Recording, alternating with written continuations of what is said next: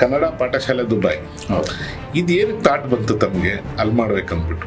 ಯಾಕಂದರೆ ನಮ್ಮ ಮಾತೃಭಾಷೆ ಕಲಿಸೋದು ನಮ್ಮ ಪೋಷಕರ ಒಂದು ಕರ್ತವ್ಯ ಅದು.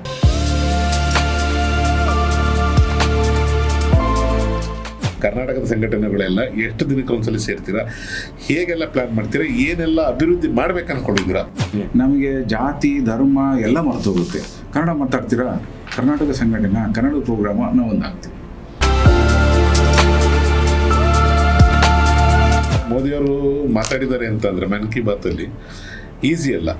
ಆದರೆ ಕೇಂದ್ರ ಸರ್ಕಾರದ ಒಬ್ಬ ರಾಷ್ಟ್ರದ ಪ್ರಧಾನಿ, ಅದು ವಿಶ್ವವಿಖ್ಯಾತಿ ಪಡೆದಿರೋ ನಾಯಕರು ಮಾತಾಡ್ತಾರ ಅಂತ ನಾನು ಡೌಟ್ ಇರ್ತಿದ್ದೆ.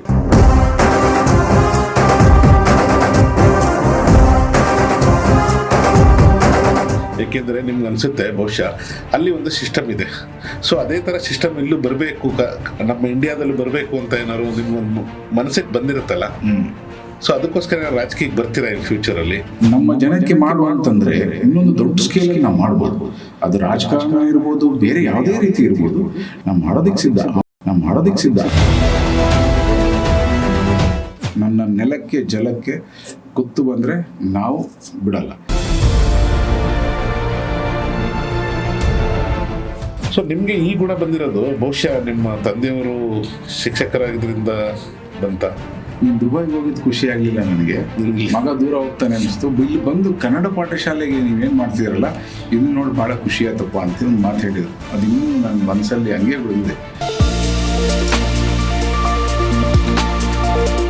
ಸೊ ಬಹುಶಃ ನಿಮಗೆ ನಿಮ್ಮ ತಂದೆಯವ್ರಿಗೆ ನೀವು ಏನೇ ಗಿಫ್ಟ್ ಕೊಟ್ಟಿದ್ರು ಅಷ್ಟು ಖುಷಿ ಆಗ್ತಿರ್ಲಿಲ್ಲ ಅನಿಸುತ್ತೆ ಆ ಟೈಮ್ನಲ್ಲಿ. ಇನಾಗ್ರೇಷನ್ಗೆ ಬಂದಾಗ ಭಾಳ ಖುಷಿಪಟ್ಟು ಒಂದು ಮಾತು ಅವತ್ತು ಹೇಳಿದ್ರು. ಆ ಎಕ್ಸೈಟ್ಮೆಂಟ್ ನನ್ನ ಲೈಫಲ್ಲಿ ಬೇರೆ ಮಾತು ನೋಡಲಿಲ್ಲ ಅವ್ರ ಕಡೆಯಿಂದ.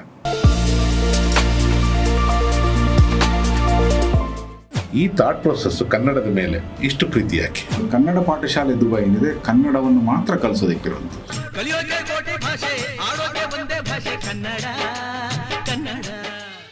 ನಮಸ್ಕಾರ ವೀಕ್ಷಕರೇ, ಒಬ್ಬ ವಿಶೇಷ ವ್ಯಕ್ತಿ ಇದ್ದಾರೆ, ಅವ್ರನ್ನ ನಿಮಗೆಲ್ಲ ಪರಿಚಯ ಮಾಡಿಸೋಣ. ಸರ್ ನಮಸ್ಕಾರ. ಸರ್ ನಮಸ್ಕಾರ ಸರ್. ಶಶಿಧರ್ ನಾಗರಾಜಪ್ಪ ಅವರಿದ್ದಾರೆ, ಬನ್ನಿ ಅವ್ರನ್ನ ಮಾತಾಡ್ಸೋಣ.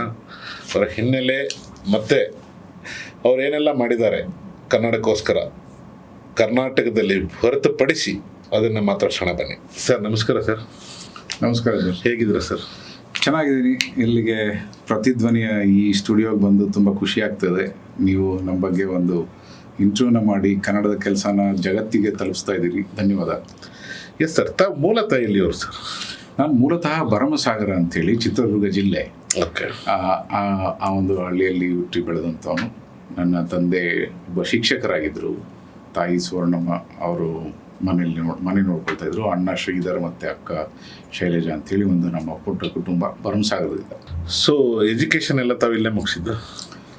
ನಾನು ಭರಮಸಾಗರದಲ್ಲೇ 7ನೇ ಕ್ಲಾಸ್ ತನಕ ಕನ್ನಡ ಮಾಧ್ಯಮದಲ್ಲಿ ಸರ್ಕಾರಿ ಶಾಲೆಯಲ್ಲಿ ಓದಿದೆ. ಅಲ್ಲಿ ನನ್ನ ತಂದೆ ಕೂಡ ಹೆಡ್ ಮಾಸ್ಟರ್ ಆಗಿದ್ದವರು. ಅದಾದ ನಂತರ DRR ಹೈಸ್ಕೂಲ್ ದಾವಣಗೆರೆಯಲ್ಲಿ ಮಾಡಿದೆ. ಮತ್ತು PUC ಮತ್ತು ವಾಪಸ್ ನಮ್ಮ ಭರಮಸಾಗರದಲ್ಲೇ ಮಾಡಿದೆ ಆರ್ಟ್ಸಲ್ಲಿ. ಅದಾದ ನಂತರ ಇಂಗ್ಲೀಷ್ ಲಿಟ್ರೇಚರ್ ಓದಬೇಕು, BA ಮಾಡಬೇಕು, MA ಮಾಡಬೇಕು ಅನ್ನೋ ಉದ್ದೇಶದಿಂದ ಬೆಂಗಳೂರಿಗೆ ಬಂದು ಗೌರ್ಮೆಂಟ್ ಆರ್ಟ್ಸ್ ಕಾಲೇಜು ಅಲ್ಲಿ ಇಂಗ್ಲೀಷ್ ಮೇಜರ್ BA ಮಾಡಿದೆ. ಅದಾದ ನಂತರ ನನ್ನ ಕನಸುಗಳನ್ನ ಈಡೇರ್ಸೋಕ್ಕಾಗಲ್ಲ ಇದರಿಂದ ಮುಂದಕ್ಕೆ ಅಂಥೇಳಿ ಯೋಚನೆ ಮಾಡಿದಾಗ MBA ಮಾಡಿದರೆ ಒಳ್ಳೆಯದು ಅನಿಸ್ತು. ಸೊ ಹಂಗಾಗಿ ಸೆಂಟ್ರಲ್ ಕಾಲೇಜ್ನಲ್ಲಿ ನಾನು MBA ಮಾಡಿದೆ. ಅದಾಗಿ ಒಂದು 2 ವರ್ಷ ಇಲ್ಲಿ ಕೆಲಸ ಮಾಡಿದ ಮೇಲೆ ದುಬೈನಲ್ಲಿ ಒಂದು ಅವಕಾಶ ಸಿಕ್ತು. ಹಾಗಾಗಿ 2002ಕ್ಕೆ ದುಬೈಗೆ ಹೋದೆ. ಇದುವರೆಗೂ ಅಲ್ಲೇ ಇದ್ದೀನಿ ಸದ್ಯಕ್ಕೆ. ಸರಿಸುಮಾರು ಒಂದು 30 ವರ್ಷದ ಮೇಲೆ ಆಗೋಯ್ತು. 24 ವರ್ಷ. ಸರಿಸುಮಾರು 24 ವರ್ಷದ ಮೇಲೆ ಆಯಿತು. ಹೌದು. ಸೊ ಅಲ್ಲಿ ಹೋದ್ರೆ ಕೆಲಸಕ್ಕೆ ಹೋಗಿದ್ದಲ್ಲಿ ತಾವು ಅಲ್ವಾ? ಹೌದು. ಸೊ ನಿಮಗೆ ಈ ಗುಣ ಬಂದಿರೋದು ಬಹುಶಃ ನಿಮ್ಮ ತಂದೆಯವರು ಶಿಕ್ಷಕರಾಗಿದ್ದರಿಂದ ಬಂತ? ಹೇಳಬೇಕು ಅಂದರೆ ನನ್ನ ಕುಟುಂಬನೇ ಶಿಕ್ಷಕರ ಕುಟುಂಬ. ನನ್ನ ತಂದೆ ನಾಗರಾಜಪ್ಪ ಅಂಥೇಳಿ ಗೌರ್ಮೆಂಟ್ ಸ್ಕೂಲ್ ಟೀಚರ್ ಆಗಿದ್ದವರು. 45 ವರ್ಷ ಸರ್ವಿಸ್ ಮಾಡಿದಂಥವ್ರು. ಅವ್ರಿಗೂ ಕೂಡ ಅವ್ರ ಗುಣ ನನಗೆ ಬಂದಿದೆ ಅಂತ ಹೇಳ್ಬೋದು. ಅವರು ಕೂಡ ಅವರ ಎಜುಕೇಷನ್ ಸಿಸ್ಟಮ್ನಲ್ಲಿ ಅವರ ಎಂಪ್ಲಾಯಿ ಅಸೋಸಿಯೇಷನಲ್ಲಿ ಭಾಳ ಆ್ಯಕ್ಟಿವ್ ಇದ್ದಂಥವ್ರು. ಸೊ ಅದೊಂದು ಬಂದಿದೆ. ನನ್ನ ಅತ್ತೆ ಅಂದರೆ ಅಪ್ಪನ ತಂಗಿಯರೇನಿದ್ದಾರೆ ಮಂಜಮ್ಮ, ವಿಜಯಮ್ಮ, ಅವರೆಲ್ಲರೂ ಕೂಡ ಟೀಚರ್ ಆಗಿದ್ದವರು. ನನ್ನ ಅಕ್ಕ ಕೂಡ ಟೀಚರು, ನಮ್ಮ ಭಾವ ಕೂಡ teacher. So full family teachers, ಭಾಳಷ್ಟು ಜನ ಟೀಚರ್ಸ್ ಇದ್ದಾರೆ. ಸೊ ಒಂದು ಶಿಕ್ಷಕರ ಕುಟುಂಬದಿಂದ ಬಂದಿದ್ದೀನಿ ಅಂತ ಹೇಳಿದ್ರೆ ಏನು ತಪ್ಪಿಲ್ಲ. ಸೊ ನನ್ನ ಹೆಂಡತಿ ಕೂಡ ಶಿಕ್ಷಕಿ ಆಗಿದ್ದವರು SJM ಅಲ್ಲಿ SJMIT-ನಲ್ಲಿ MCA ಮಾಡಿದ ಮೇಲೆ ಮದುವೆಗಿನ ಮುಂಚೆ ಟೀಚಿಂಗ್ ಮಾಡ್ತಿದ್ದೆ ಅಂತವ್ರು. ಹಂಗಾಗಿ ಟೀಚಿಂಗ್ ಭಾಳ ಇಷ್ಟಪಡುವಂಥ ವ್ಯಕ್ತಿತ್ವ.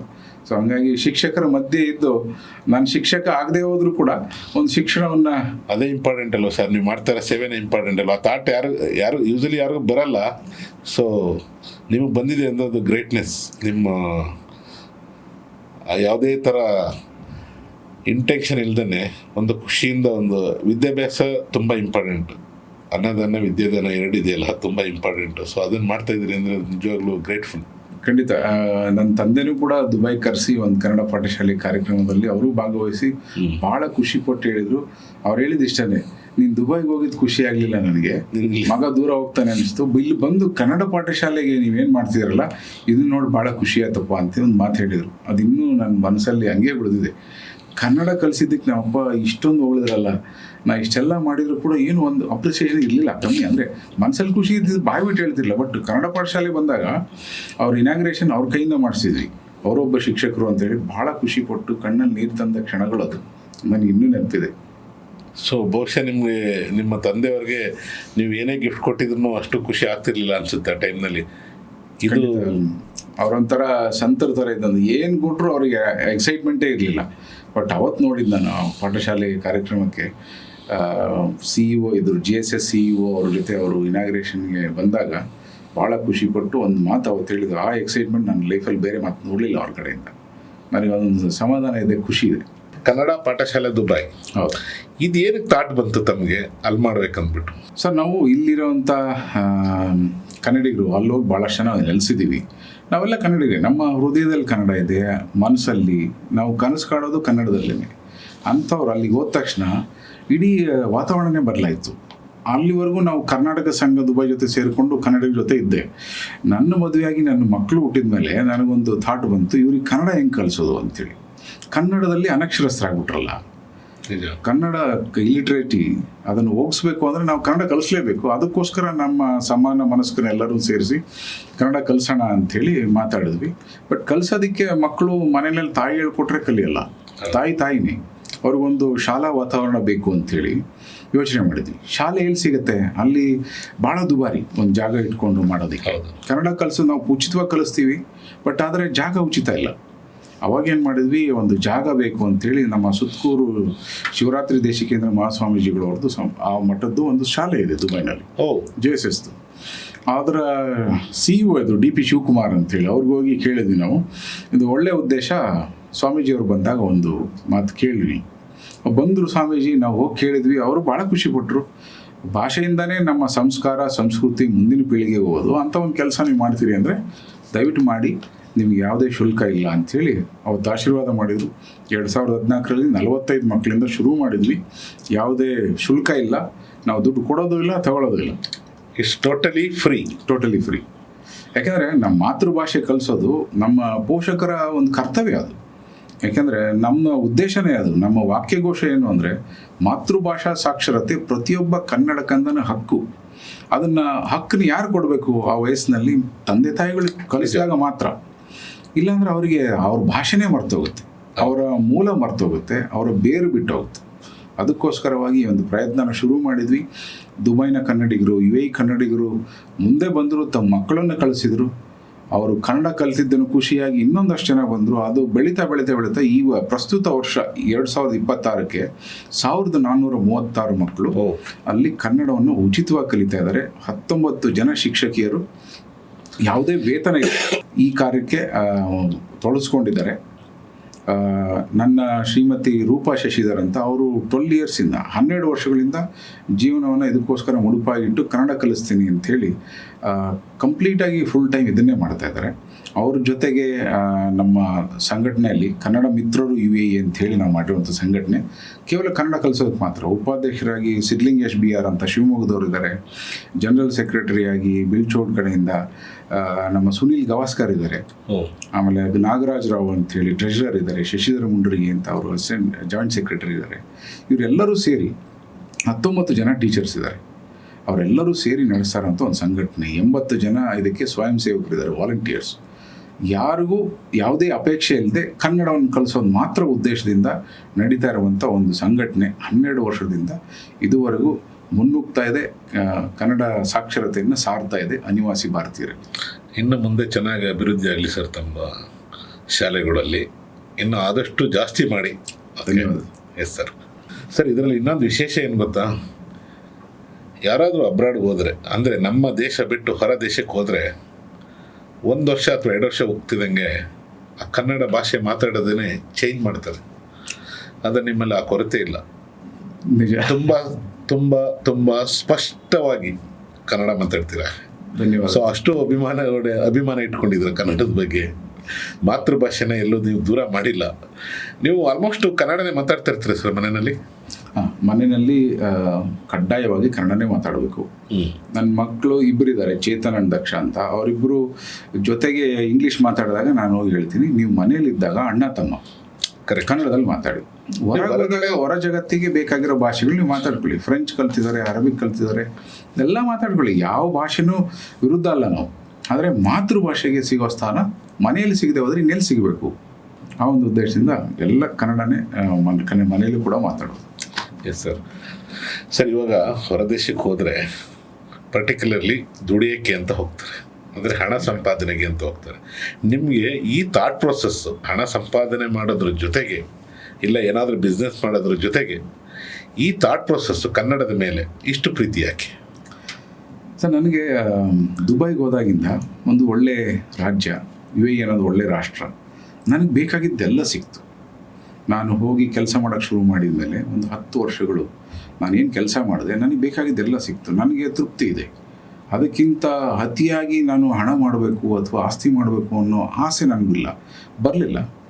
ಅದ್ರ ಜೊತೆಗೆ ನನ್ನ ಒಂದು ಸಮಯನ ಸಮಾಜಕ್ಕಾಗಿ ಹೆಂಗೆ ಕೊಡೋದು? ಅಲ್ಲಿ ನೋಡಿದ್ರೆ ಎಲ್ಲ ಬೇರೆ ಬೇರೆ ದೇಶದವರಿದ್ದಾರೆ. 200 ರಾಷ್ಟ್ರಗಳಿಂದ ಇರುವಂಥ ಜನ ಇರುವಂಥ ಒಂದು ರಾಷ್ಟ್ರ ಅದು. ಅಲ್ಲಿ ನಮ್ಮ ಮನೆ ಪಕ್ಕದಲ್ಲಿ ಒಬ್ಬ ಬ್ರಿಟಿಷ್ ಇದ್ದರೆ, ಇನ್ನೊಬ್ಬ ಜೋರ್ಡೇನಿಯನ್ ಇರ್ತಾನೆ, ಒಬ್ಬ ಲೆಬನೀಸ್ ಇರ್ತಾರೆ, ಇನ್ನೊಬ್ಬ ಅಮೆರಿಕನ್ ಇರ್ತಾರೆ. ಈ ರೀತಿಯ ಒಂದು ವಾತಾವರಣ. ಇಲ್ಲಿ ಕನ್ನಡ ಸೇವೆ, ಕನ್ನಡಕ್ಕಾಗಿ ರಾಷ್ಟ್ರ, ರಾಜ್ಯ, ಭಾಷೆಗೋಸ್ಕರ ಏನು ಮಾಡೋಕ್ಕೆ ಸಾಧ್ಯ ನಾವು? ಅದನ್ನು ಯೋಚನೆ ಮಾಡಿದಾಗ ಕರ್ನಾಟಕ ಸಂಘ ದುಬೈಲಿ ಕೆಲಸ ಮಾಡ್ತಾಯಿದ್ದೆ ವಾಲಂಟಿಯರಾಗಿ. ಅಲ್ಲಿ ಕಾರ್ಯಕ್ರಮಗಳಿದ್ದಾಗ ಮಾಡ್ತಾಯಿದ್ವಿ. ನನಗನ್ನಿಸ್ತು ಮಾತೃಭಾಷೆ ಕಲಿಸೋದ್ರಿಂದ ಒಂದು ರಾಜ್ಯಕ್ಕೆ, ಒಂದು ನಾಡು ನುಡಿಗೆ ಏನೋ ಒಂದು ಸಣ್ಣ ಅಳಿಲು ಸೇವೆ ಆಗ್ಬೋದು. ಯಾಕೆಂದರೆ ಮುಂದಿನ ಪೀಳಿಗೆಗೆ ನಾವು ಕನ್ನಡ ನಮ್ಮ ಮಾತೃಭಾಷೆನ ವರ್ಗಾಯಿಸದೆ ಹೋದರೆ ಅವರು ಅಪರಿಚಿತರಾಗ್ತಾರೆ, ತಮ್ಮ ಮೂಲಗಳಿಂದ ಬೇರೆ ಆಗ್ತಾರೆ. ಅದನ್ನು ನಾನು ಮಕ್ಕಳೊಬ್ಬರಿಗೆ ಮಾಡಿದರೆ ಹೆಂಗೆ? ನನ್ನ ಮಕ್ಕಳ ಜೊತೆ ಇನ್ನೂ 4 ಜನ ಕಲೀಲಿ, ಅದೇ ಪಾಠ, ಅದೇ ಜಾಗ ಅಂಥೇಳಿ ಶುರು ಮಾಡಿದ್ವಿ. ಇಷ್ಟು ದೊಡ್ಡದಾಗಿ ಬೆಳೆಯುತ್ತೆ ಅನ್ನೋದು ನಮಗೆ ಊಹೆನೂ ಕೂಡ ಇರಲಿಲ್ಲ.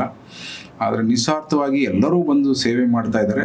ಅದು ಬೆಳೀತಾ ಹೋಗಿದೆ. ಇವತ್ತು ಪ್ರಧಾನಮಂತ್ರಿಗಳು ಇದ್ರ ಬಗ್ಗೆ ಶ್ಲಾಘನೆ ಮಾಡ್ತಾರೆ ಅನ್ನೋದು ನಮ್ಗೆ ಊಹೆಗೂ ನಿಲ್ಕಿಲ್ಲ. ಈ ಲಾಸ್ಟ್ ಟೈಮ್ ಮನ್ ಕಿ ಬಾತ್ನಲ್ಲಿ ಈ ಸ್ಕೂಲ್ ಬಗ್ಗೆ, ನಿಮ್ಗಳ ಬಗ್ಗೆ ಎಲ್ಲ ಮಾತಾಡಿದ್ದಾರೆ. ಹೌದು, ಈ ಡಿಸೆಂಬರ್ 28ಕ್ಕೆ ನಡೆದಂಥ ಮನ್ ಕಿ ಬಾತ್ ಕಾರ್ಯಕ್ರಮದಲ್ಲಿ ಇಯರ್ ಎಂಡ್, ಹೌದು, ಕೊನೆ ಮನ್ ಕಿ ಬಾತ್ 2025 ಕೊನೆ ಮನ್ ಕಿ ಬಾತಲ್ಲಿ ಮಾತಾಡಿದ್ದಾರೆ. ಸರ್, ಈಗ ಕನ್ನಡ ಸಂಘಟನೆಗಳು ಎಷ್ಟಿವೆ ಸರ್? ಅಲ್ಲಿ ಯಾವ್ಯಾವ ಥರ ಸಂಘಟನೆಗಳಿವೆ? ಏಕೆಂದರೆ ನೀವು ಪರ್ಟಿಕ್ಯುಲರ್ ಆಗಿ ಬೇರೆ ಯಾವುದೂ ತೊಗೊಂಡಿಲ್ಲ ನಿಮ್ಮದು. ಅಂದರೆ ಇಲ್ಲೊಬ್ಬ A to Z ಥರ ನಿಮ್ಮಲ್ಲಿ ನಿಮ್ಮ ಸಂಘಟನೆ ಇದೆಯಲ್ಲ? ಹೌದು, A to Z ಥರ. ಏನಕ್ಕೆ A to Z ಥರ ಅಂತ ಹೇಳ್ತಾ ಇದ್ದೀನಿ ಅಂದರೆ, ನೀವು ಒಂದಕ್ಕೆ ಹೋದರೆ ಒಂದು ಪರ್ಟಿಕ್ಯುಲರ್ ಕನ್ನಡದ ಬಗ್ಗೆ ಮಾತ್ರ ಇರುತ್ತೆ, ಬೇರೆ ಬೇರೆ ಸಂಘಟನೆಗಳು ಏನೇನೋ ಇರುತ್ತೆ ಕನ್ನಡಕ್ಕೆ ಸಂಬಂಧಪಟ್ಟಂಗೆ. ಬಟ್ ನಿಮ್ಮಲ್ಲಿ ಬಂದರೆ ಎಲ್ಲ ಥರದ್ದು ಮಿಕ್ಸ್ ಆಗ್ಬೋದು, ಎಲ್ಲ ಥರದ್ದು ಸಿಗುತ್ತೆ ನಿಮ್ಮಲ್ಲಿ. ಎಲ್ಲ ಥರದಂತಂದರೆ ಹೋರಾಟ, ಕನ್ನಡದ ಬಗ್ಗೆ, ಕನ್ನಡ ಭಾಷೆ ಕಲಿಯೋದ್ರ ಬಗ್ಗೆ ಇರಲಿ, ಬೇರೆ ಯಾವುದೇ ರೀತಿ ಕರ್ನಾಟಕದನ್ನು ಅಲ್ಲಿ ಪ್ರೆಸೆಂಟೇಷನ್ ಮಾಡಲಿಕ್ಕಾಗಲಿ, ಎಲ್ಲ ಥರದನ್ನು ನೀವು ನಿಮ್ಮ ಹತ್ರ ಬಂದರೆ ಸಾಕನ್ಸುತ್ತೆ. ಮೋಸ್ಟ್ಲಿ ಎಷ್ಟು ಸಂಘಟನೆಗಳಿವೆ ಸರ್ ಅಲ್ಲಿ? ಸರ್, ಕರ್ನಾಟಕಕ್ಕೆ ಸಂಬಂಧಿಸಿದಂಥ ಸಂಘಟನೆಗಳು UAEನಲ್ಲಿ ಅಂತಂದರೆ 70ಕ್ಕಿಂತ ಅಧಿಕ ಇದೆ. ಆದರೆ ಅದರಲ್ಲಿ ಒಂದು ಒಳ್ಳೆಯದೇನು ಅಂದರೆ, ಕರ್ನಾಟಕ ರಾಜ್ಯ ಅಂತ ಬಂದಾಗ 5 ಸಂಘಟನೆಗಳು ಮಾತ್ರ ಎದ್ದು ಕಾಣ್ತವೆ ನಿಮಗೆ. ಕರ್ನಾಟಕ ಸಂಘ ದುಬೈ, ಕರ್ನಾಟಕ ಸಂಘ ಅಬುದಾಬಿ, ಕರ್ನಾಟಕ ಸಂಘ ಶಾರ್ಜಾ, ಕರ್ನಾಟಕ ಸಂಘ ಅಲೇನ್ ಮತ್ತು ಕರ್ನಾಟಕ ಸಂಘ ರಾಸಲ್ ಖೈಮಾ. ಇವೆಲ್ಲ ಒಂದೊಂದು ರಾಜ್ಯಗಳು. ಅಲೇನ್ ಬಿಟ್ಟರೆ ಇನ್ನೆಲ್ಲವೂ ರಾಜ್ಯಗಳು, ಅಲ್ಲಿರುವಂಥ UAEನಲ್ಲಿರುವ ರಾಜ್ಯಗಳು. ಒಂದು ರಾಜ್ಯಕ್ಕೆ ಒಂದು ಸಂಘಟನೆ, ಅದಕ್ಕೊಬ್ಬ ಅಧ್ಯಕ್ಷರು. ಈ ರೀತಿ ಒಂದು ಅಂಡರ್ಸ್ಟ್ಯಾಂಡಿಂಗಲ್ಲಿ ನಮ್ಮ ಒಪ್ಪಂದದಲ್ಲಿ ನಾವು ಮಾಡ್ಕೊಂಡು ಹೋಗ್ತಾ ಇದ್ದೀವಿ. ಇದಕ್ಕೆ ಯಾವುದು ಅಫಿಷಿಯಲ್ ಅಂತಲ್ಲ, correct. ಸಂಘಟನೆಗಳಿದೆ.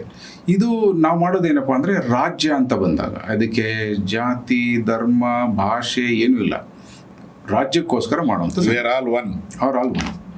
ಸೊ ಆ ರೀತಿ ಮಾಡುವಂಥದ್ದು. ನಾನು ಕರ್ನಾಟಕ ಸಂಘ ದುಬೈನ ಅಧ್ಯಕ್ಷ ಆದಮೇಲೆ ಒಂದು ವಿಶಿಷ್ಟವಾದ ಒಂದು ಸಿಸ್ಟಮ್ನ ತರೋದಕ್ಕೆ ಪ್ರಯತ್ನ ಮಾಡಿದೆ. ಏನಪ್ಪ ಅಂತಂದರೆ, ಇದು ಕನ್ನಡ ಸಂಘ ಅಲ್ಲ, ಕರ್ನಾಟಕ ಸಂಘ. ನಾವು ಮಾಡೋದು ಕನ್ನಡ ರಾಜ್ಯೋತ್ಸವ ಅಲ್ಲ, ಕರ್ನಾಟಕ ರಾಜ್ಯೋತ್ಸವ. ಯಾಕೆ ಅಂತಂದರೆ ಅದು ಕರ್ನಾಟಕದಲ್ಲಿ ಕರ್ನಾಟಕದಲ್ಲಿ ಮಾಡಿದ್ರೆ ಕನ್ನಡ ರಾಜ್ಯೋತ್ಸವ, ಬೇರೆ ಕಡೆ ಮಾಡಿದ್ರೆ ಕರ್ನಾಟಕ ರಾಜ್ಯೋತ್ಸವ. ಯಾಕೆಂದರೆ ನಾನು ಹೇಳೋದೇನಪ್ಪ ಅಂದರೆ, ನಾವು ಪಂಚಭಾಷಾ ಸೂತ್ರ ನಾವು ಉಪಯೋಗಿಸ್ತೀವಿ. ಯಾಕೆಂದರೆ ಎಲ್ಲ ಭಾಷೆಗರು ಇದ್ದಾರೆ. ನನ್ನ ಮಾತೃಭಾಷೆ ಥರ ಇನ್ನೊಬ್ಬರಿಗೂ ಮಾತೃಭಾಷೆ ಬೇರೆ ಇದೆ. ಕನ್ನಡ, ತುಳು, ಕೊಂಕಣಿ, ಕೊಡವ, ಬ್ಯಾರಿ ಇವೆಲ್ಲವೂ ನಮ್ಮ ನಾಡಿನ ಭಾಷೆ. ಹೌದು. ಅವೆಲ್ಲರಿಗೂ ಪ್ರಾಶಸ್ತ್ಯ ಕೊಡಬೇಕು ಅಂತೇಳಿ ಕರ್ನಾಟಕ ರಾಜ್ಯೋತ್ಸವ ಮಾಡಿದರೆ ಎಲ್ಲ ಭಾಷೆಗಳು ನಾವು ಆದ್ಯತೆ ಕೊಡ್ತೀವಿ. ಒಂದೊಂದು ಅಲ್ಲಿನ ಕಲ್ಚರ್ ಆಗಲಿ ಇದನ್ನೆಲ್ಲನೂ ತಗೊಂಬಂದು ಡಿಸ್ಪ್ಲೇ ಮಾಡುವಂಥ ಒಂದು ಕೆಲಸನ ನಾವು ಮಾಡ್ತೀವಿ.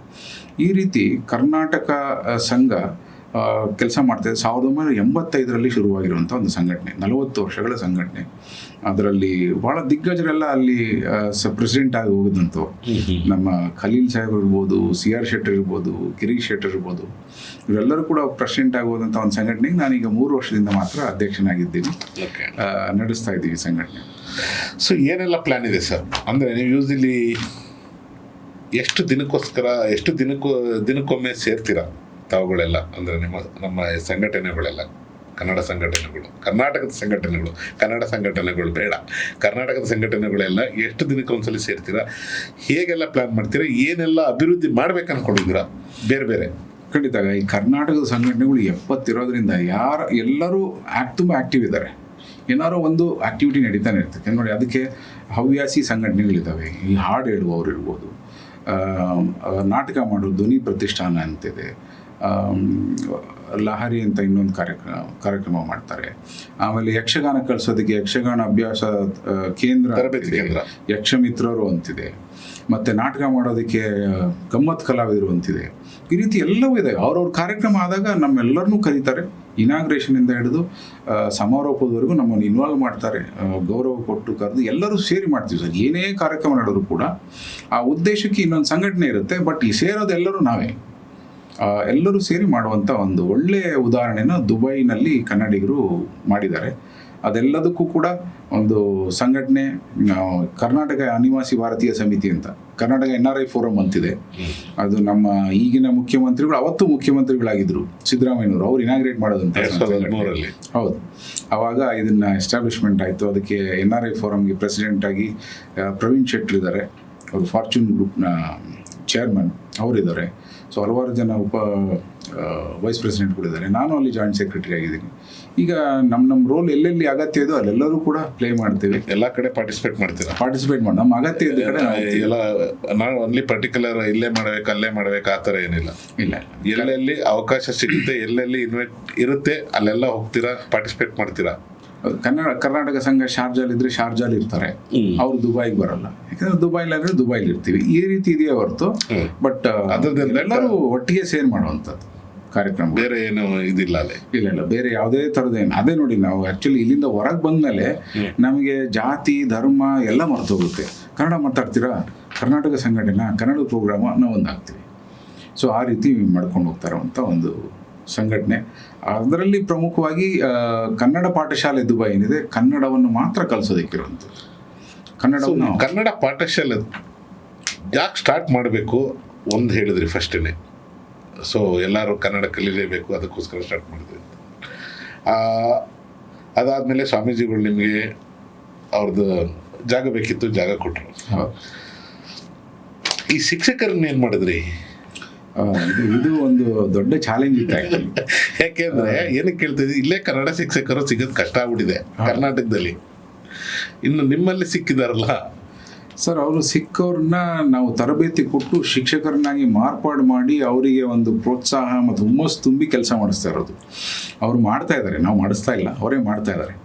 ಸೊ ಏನಪ್ಪ ಅಂತಂದರೆ, ಈಗ 4-5 ಜನ ಆದರೆ ಓಕೆ, ನನ್ನ ಮಿಸ್ಸಸ್ ಇದ್ದರು ರೂಪಾ ಅಂತೇಳಿ, ಶಿಲ್ಪಾ ಅಂತ ನಮ್ಮ ವೈಸ್ ಪ್ರೆಸಿಡೆಂಟ್ ಮಿಸ್ಸಸ್ ಇದ್ದರು, ಹಾಗೆ ದಿವ್ಯ, ಚೇತನ, ಮಾನಸ, ಆಮೇಲೆ ಸುಮಾರು ಜನ ಇದ್ದಾರೆ, ಬಿಂದು ಅವರು ಇರ್ಬೋದು, ಭಾಳಷ್ಟು ಜನ ಕೆಲಸ ಮಾಡ್ತಾಯಿದ್ದಾರೆ. ಅದೇ ಬೆಳೀತಾ ಹೋಯಿತು. 1400 ಜನ ಆದಾಗ 40 ಕ್ಲಾಸ್ ರೂಮ್ ಮಾಡಿ ಈಸಿ ಅಲ್ಲ ಸರ್? ಯಾಕೆಂದರೆ 40ಕ್ಕಿಂತ ಜಾಸ್ತಿ ಮಕ್ಕಳನ್ನ ಹಾಕಿದರೆ ಅದು ದುಂಬಿ ಆಗುತ್ತೆ, ಹೌದು. ಕೇಳಿಸಲ್ಲ, ಕಲಿಯಲ್ಲ, ಸೊ ಎಫೆಕ್ಟಿವ್ ಲರ್ನಿಂಗ್ ಇರಲ್ಲ. ಅದಕ್ಕೋಸ್ಕರ ನಾವೇನು ಮಾಡಿದ್ವಿ, ಕಮ್ಯುನಿಟಿನಲ್ಲಿ ಯಾರಿಗೆ ಇಂಟ್ರೆಸ್ಟ್ ಇದೆ ಬನ್ನಿ ಟೀಚ್ ಮಾಡೋದಕ್ಕೆ ಅಂತ ಕರೆದ್ವಿ. ಕನ್ನಡ ಪಾಠಶಾಲೆ ಸ್ವಲ್ಪ ಪ್ರಖ್ಯಾತಿ ಪಡೆದ ಮೇಲೆ ಜನ ನೋಡಿದರು, ನಾವೊಂದು ಒಳ್ಳೆ ಕಾರ್ಯಕ್ರಮ ಮಾಡ್ತೀವಿ, ಸಮಾರಂಭ ಅಂತ ಮಾಡಿ ಆ ಶಿಕ್ಷಕಿಯರಿಗೆ ಒಂದು ಗುರುತಿಸುವಂಥ, ಗುರು ಕಾಣಿಕೆ ಕೊಡುವಂಥ ಒಂದು ಪ್ರತೀತಿ ಇದೆ.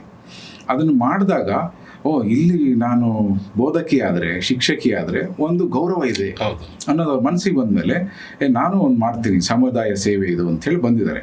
ನಾ ಯಾವ ಲೆವೆಲ್ಗೆ ಹೋಯ್ತು ಅಂತಂದರೆ ಅವ್ರನ್ನ ಇಂಟರ್ವ್ಯೂ ಮಾಡಿ ಅದರಲ್ಲಿ ತಗೊಳ್ಳೋವಂಥ ಪರಿಸ್ಥಿತಿನೂ ಬಂತು.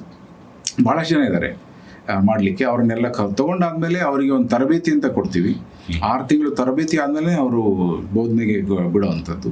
ಅದಕ್ಕೆ ಕನ್ನಡ ಅಭಿವೃದ್ಧಿ ಪ್ರಾಧಿಕಾರ, ಕರ್ನಾಟಕ ಸರ್ಕಾರದಿಂದ ಏನಿದೆ, ಅವರು ನಮ್ಮ ಶಿಕ್ಷಕಿಯರಿಗೆ ತರಬೇತಿ ಕೊಟ್ಟಿದ್ದಾರೆ ಮುಂಚೆ. ಅಲ್ಲಿಂದ ಅವರಿಗೆ ಒಂದು ಫಾರ್ಮಲ್ ಎಜುಕೇಷನ್ ಅನ್ನೋದು, ಟೀಚಿಂಗ್ ಸ್ಕಿಲ್ಸ್ ಅನ್ನೋದನ್ನು ಕೊಟ್ಟಿದ್ದಾರೆ. ಸೊ ಆಮೇಲೆ ಕನ್ನಡ ಅಭಿವೃದ್ಧಿ ಪ್ರಾಧಿಕಾರ ನಾವು ಮಾಡುವಂಥ ಕ್ಲಾಸಸ್ಗಳನ್ನ ಅಪ್ರೂವ್ ಮಾಡಿ ಒಂದು ಸರ್ಟಿಫಿಕೇಟ್ ಕೂಡ ಕೊಡ್ತಾ ಇದೆ. ನಾವು ಎಕ್ಸಾಮ್ ಮಾಡಿದ್ದಾದ್ಮೇಲೆ ಕನ್ನಡ ಅಭಿವೃದ್ಧಿ ಪ್ರಾಧಿಕಾರದಿಂದ ಒಂದು ಪ್ರಮಾಣ ಪತ್ರ ಬರುತ್ತೆ ಪ್ರತಿಯೊಬ್ಬ ಮಗುಗೂ, ಅದನ್ನು ಕೊಡ್ತಾ ಇದ್ದಾರೆ. ಅದ್ರ ಜೊತೆ ನಮ್ಮ ಲೋಗೋನು ಇರುತ್ತೆ, ಸಮಾರಂಭದಲ್ಲಿ ಕೊಡ್ತೀವಿ.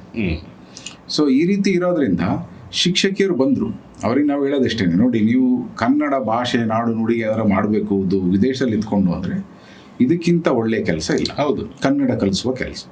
ನೋಡಿ ನಾವು ದುಡ್ಡು ತೊಗೊಳೋದಿಲ್ಲ, ಹಾಗಾಗಿ ಕೊಡೋದಕ್ಕೂ ಆಗಲ್ಲ. ನಿಮಗೆ ಆ ಒಂದು ಸೇವಾ ಮನೋಭಾವನೆ ಇದ್ದರೆ ದಯವಿಟ್ಟು ನಮ್ಮ ಜೊತೆ ಬನ್ನಿ ಮಾಡಿ ಅಂತ ಹೇಳಿದಾಗ ಭಾಳ ಖುಷಿಯಿಂದ ಮಾಡ್ತಾರೆ. ಶುಕ್ರವಾರ ಶನಿವಾರ 2 ದಿನ ಅವರು ಡೆಡಿಕೇಟ್ ಮಾಡಬೇಕಾಗುತ್ತೆ. ಇನ್ನು ಉಳಿದ ದಿನ ಲೆಸನ್ ಪ್ಲ್ಯಾನಿಂಗ್ ಅದೆಲ್ಲ ಮಾಡ್ತಾರೆ, ಅದನ್ನು ಕಮ್ಯುನಿಕೇಟ್ ಮಾಡ್ತಾರೆ.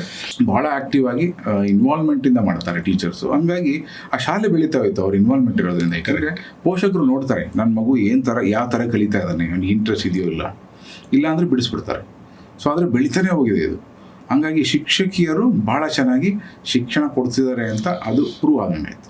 ಹಂಗಾಗಿ ಅದು ಬೆಳೀತಾನೆ ಹೋಯ್ತು. ಇವತ್ತು 19 ಜನ ಶಿಕ್ಷಕಿಯರಿದ್ದಾರೆ. ಅವರೆಲ್ಲರೂ ಸೇರಿ ನಡೆಸ್ತಾ ಇರುವಂಥ ಈ ಕನ್ನಡ ಪಾಠಶಾಲೆಗೆ ವಿಶ್ವ ಮಾನ್ಯತೆ ಸಿಕ್ಕಂತೆ ನಮಗೆ ಅನಿಸ್ತಾ ಇದೆ ಇವತ್ತು. ನಿಜ.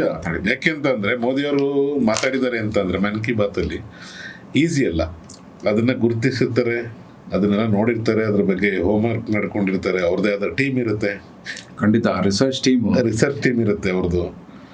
ಸೊ ಹಾಗಾಗಿ ಮನ್ ಕಿ ಬಾತಲ್ಲಿ ಮಾತಾಡಿದ್ದಾರೆ. ಸೊ ಎಷ್ಟು ಖುಷಿ ಆಯಿತು ನಿಮ್ಮ ಆ ಟೈಮಲ್ಲಿ ನಿಮ್ಮೆಲ್ಲರಿಗೂ. ಸರ್ ಅದನ್ನು ನಂಬೋದೇ ಕಷ್ಟ ಆಯಿತು.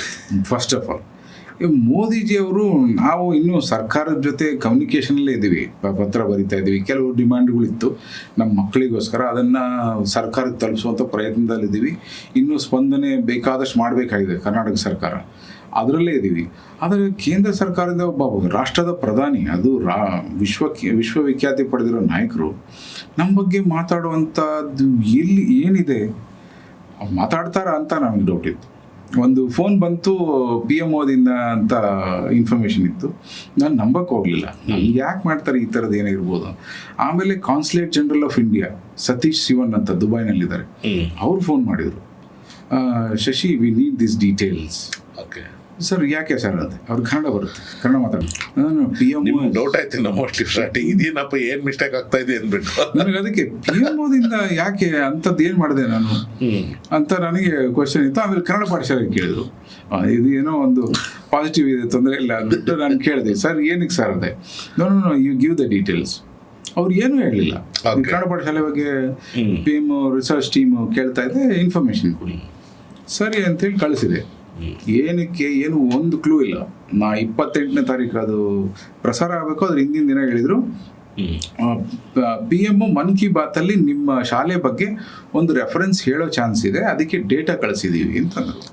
ಹೇಳ್ತಾರೆ ಅಂತ ಹೇಳಿಲ್ಲ, ಕನ್ಫರ್ಮೇಷನ್ ಕಳಿಸಿದ್ವಿ, ತಿರುಗಿ ದಿನ 28ನೇ ತಾರೀಕು ನಮ್ಮ ಕರ್ನಾಟಕ ಸಂಘ ದುಬೈದು ಒಂದು ರಿವ್ಯೂ ಮೀಟಿಂಗ್ ಇತ್ತು, ರಾಜ್ಯೋತ್ಸವದ ರಿವ್ಯೂ ಮೀಟಿಂಗ್. ಎಲ್ಲ ಕುತ್ಕೊಂಡಿದ್ವಿ. ಹೇಳ್ಬೋದು ಅಂತ ಹೇಳಿದ್ರಲ್ಲ, ಎಲ್ಲ ಒಂದು ವರ್ಡ್ ಬರುತ್ತೆ ಅಂಥೇಳಿ ನಾನೇನು ಕೇಳಿಸ್ಕೊಳಕ್ಕೆ ಹೋಗ್ತಿರ್ಲಿಲ್ಲ. ಒಂದು ಕಡೆ ಒಂದಷ್ಟು ಹಾಕಿಟ್ಟಿದ್ವಿ, ಬಟ್ ಗಮನ ಕೊಡಲಿಲ್ಲ. ಸಡನ್ ಆಗಿ ಕ್ಯೂರಿಯಾಸಿಟಿ ಇರುತ್ತಲ್ಲ, ಬರುತ್ತಾ ಬರಲ್ಲ ಅಂದ್ಬಿಟ್ಟು ಅದಕ್ಕೋಸ್ಕರ ನೋಡ್ತಾ ಇದ್ದೆ. ಬಂದ ತಕ್ಷಣ ಅಲ್ಲೇ ಸೆಲೆಬ್ರೇಷನ್ ಶುರುವಾಗುತ್ತೆ. ಕನ್ನಡ ಪಾಠಶಾಲೆ ಬಗ್ಗೆ ಇಷ್ಟು ವಿಸ್ತಾರವಾಗಿ ಮಾತಾಡಿ ಮೋದಿಜಿಯವರು ಕನ್ನಡ ನಾಡು ನುಡಿ ನಮ್ಮ ಹೆಮ್ಮೆ ಅಂತ ಕನ್ನಡದಲ್ಲಿ ಹೇಳಿದರು.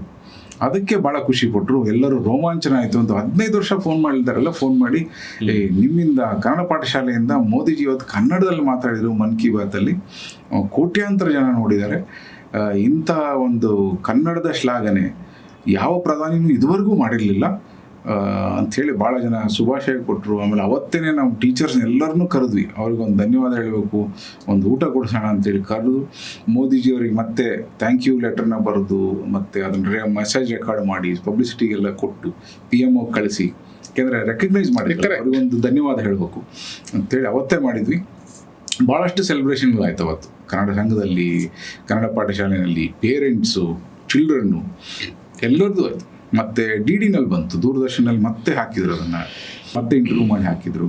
ಸೊ ಹಂಗಾಗಿ ಒಂದು ನಮಗೆಲ್ಲ ರೋಮಾಂಚನದ ಕ್ಷಣಗಳು.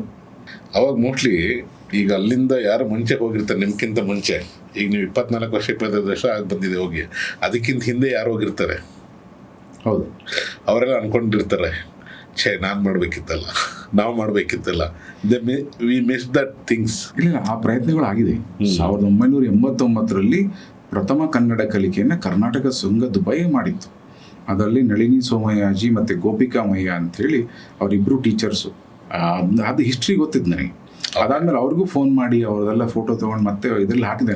ನಾವೇ ಫಸ್ಟ್ ಮಾಡಿರೋರಲ್ಲ.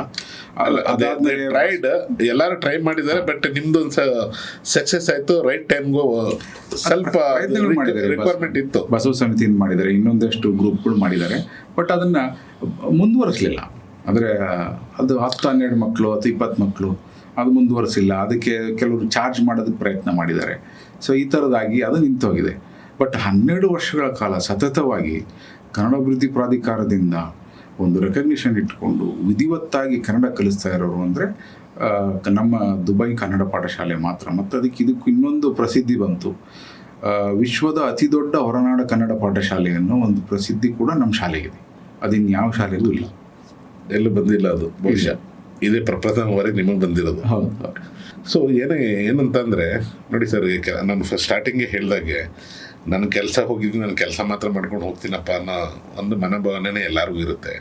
ಅದರಲ್ಲಿ ಅಟ್ಲೀಸ್ಟ್ ನೀವು ಎಷ್ಟು ಜನ ಮಾಡ್ತಾಯಿದ್ರು ಎಲ್ಲ ಸೇರಿಕೊಂಡು ಅಟ್ಲೀಸ್ಟ್ ವಾರಕ್ಕೆ ಅಟ್ಲೀಸ್ಟ್ ಒಂದು 4-5 ಅವರ್ಸ್ ಆದರೂ ಟೈಮ್ ಕೊಡಲೇಬೇಕಾಗುತ್ತೆ ಮಿನಿಮಮ್. ಖಂಡಿತ ಕೊಡಲಿ, ಯಾಕಂದರೆ ಅದಕ್ಕಿಂತ ಜಾಸ್ತಿ ಬೇಕಾಗುತ್ತೆ.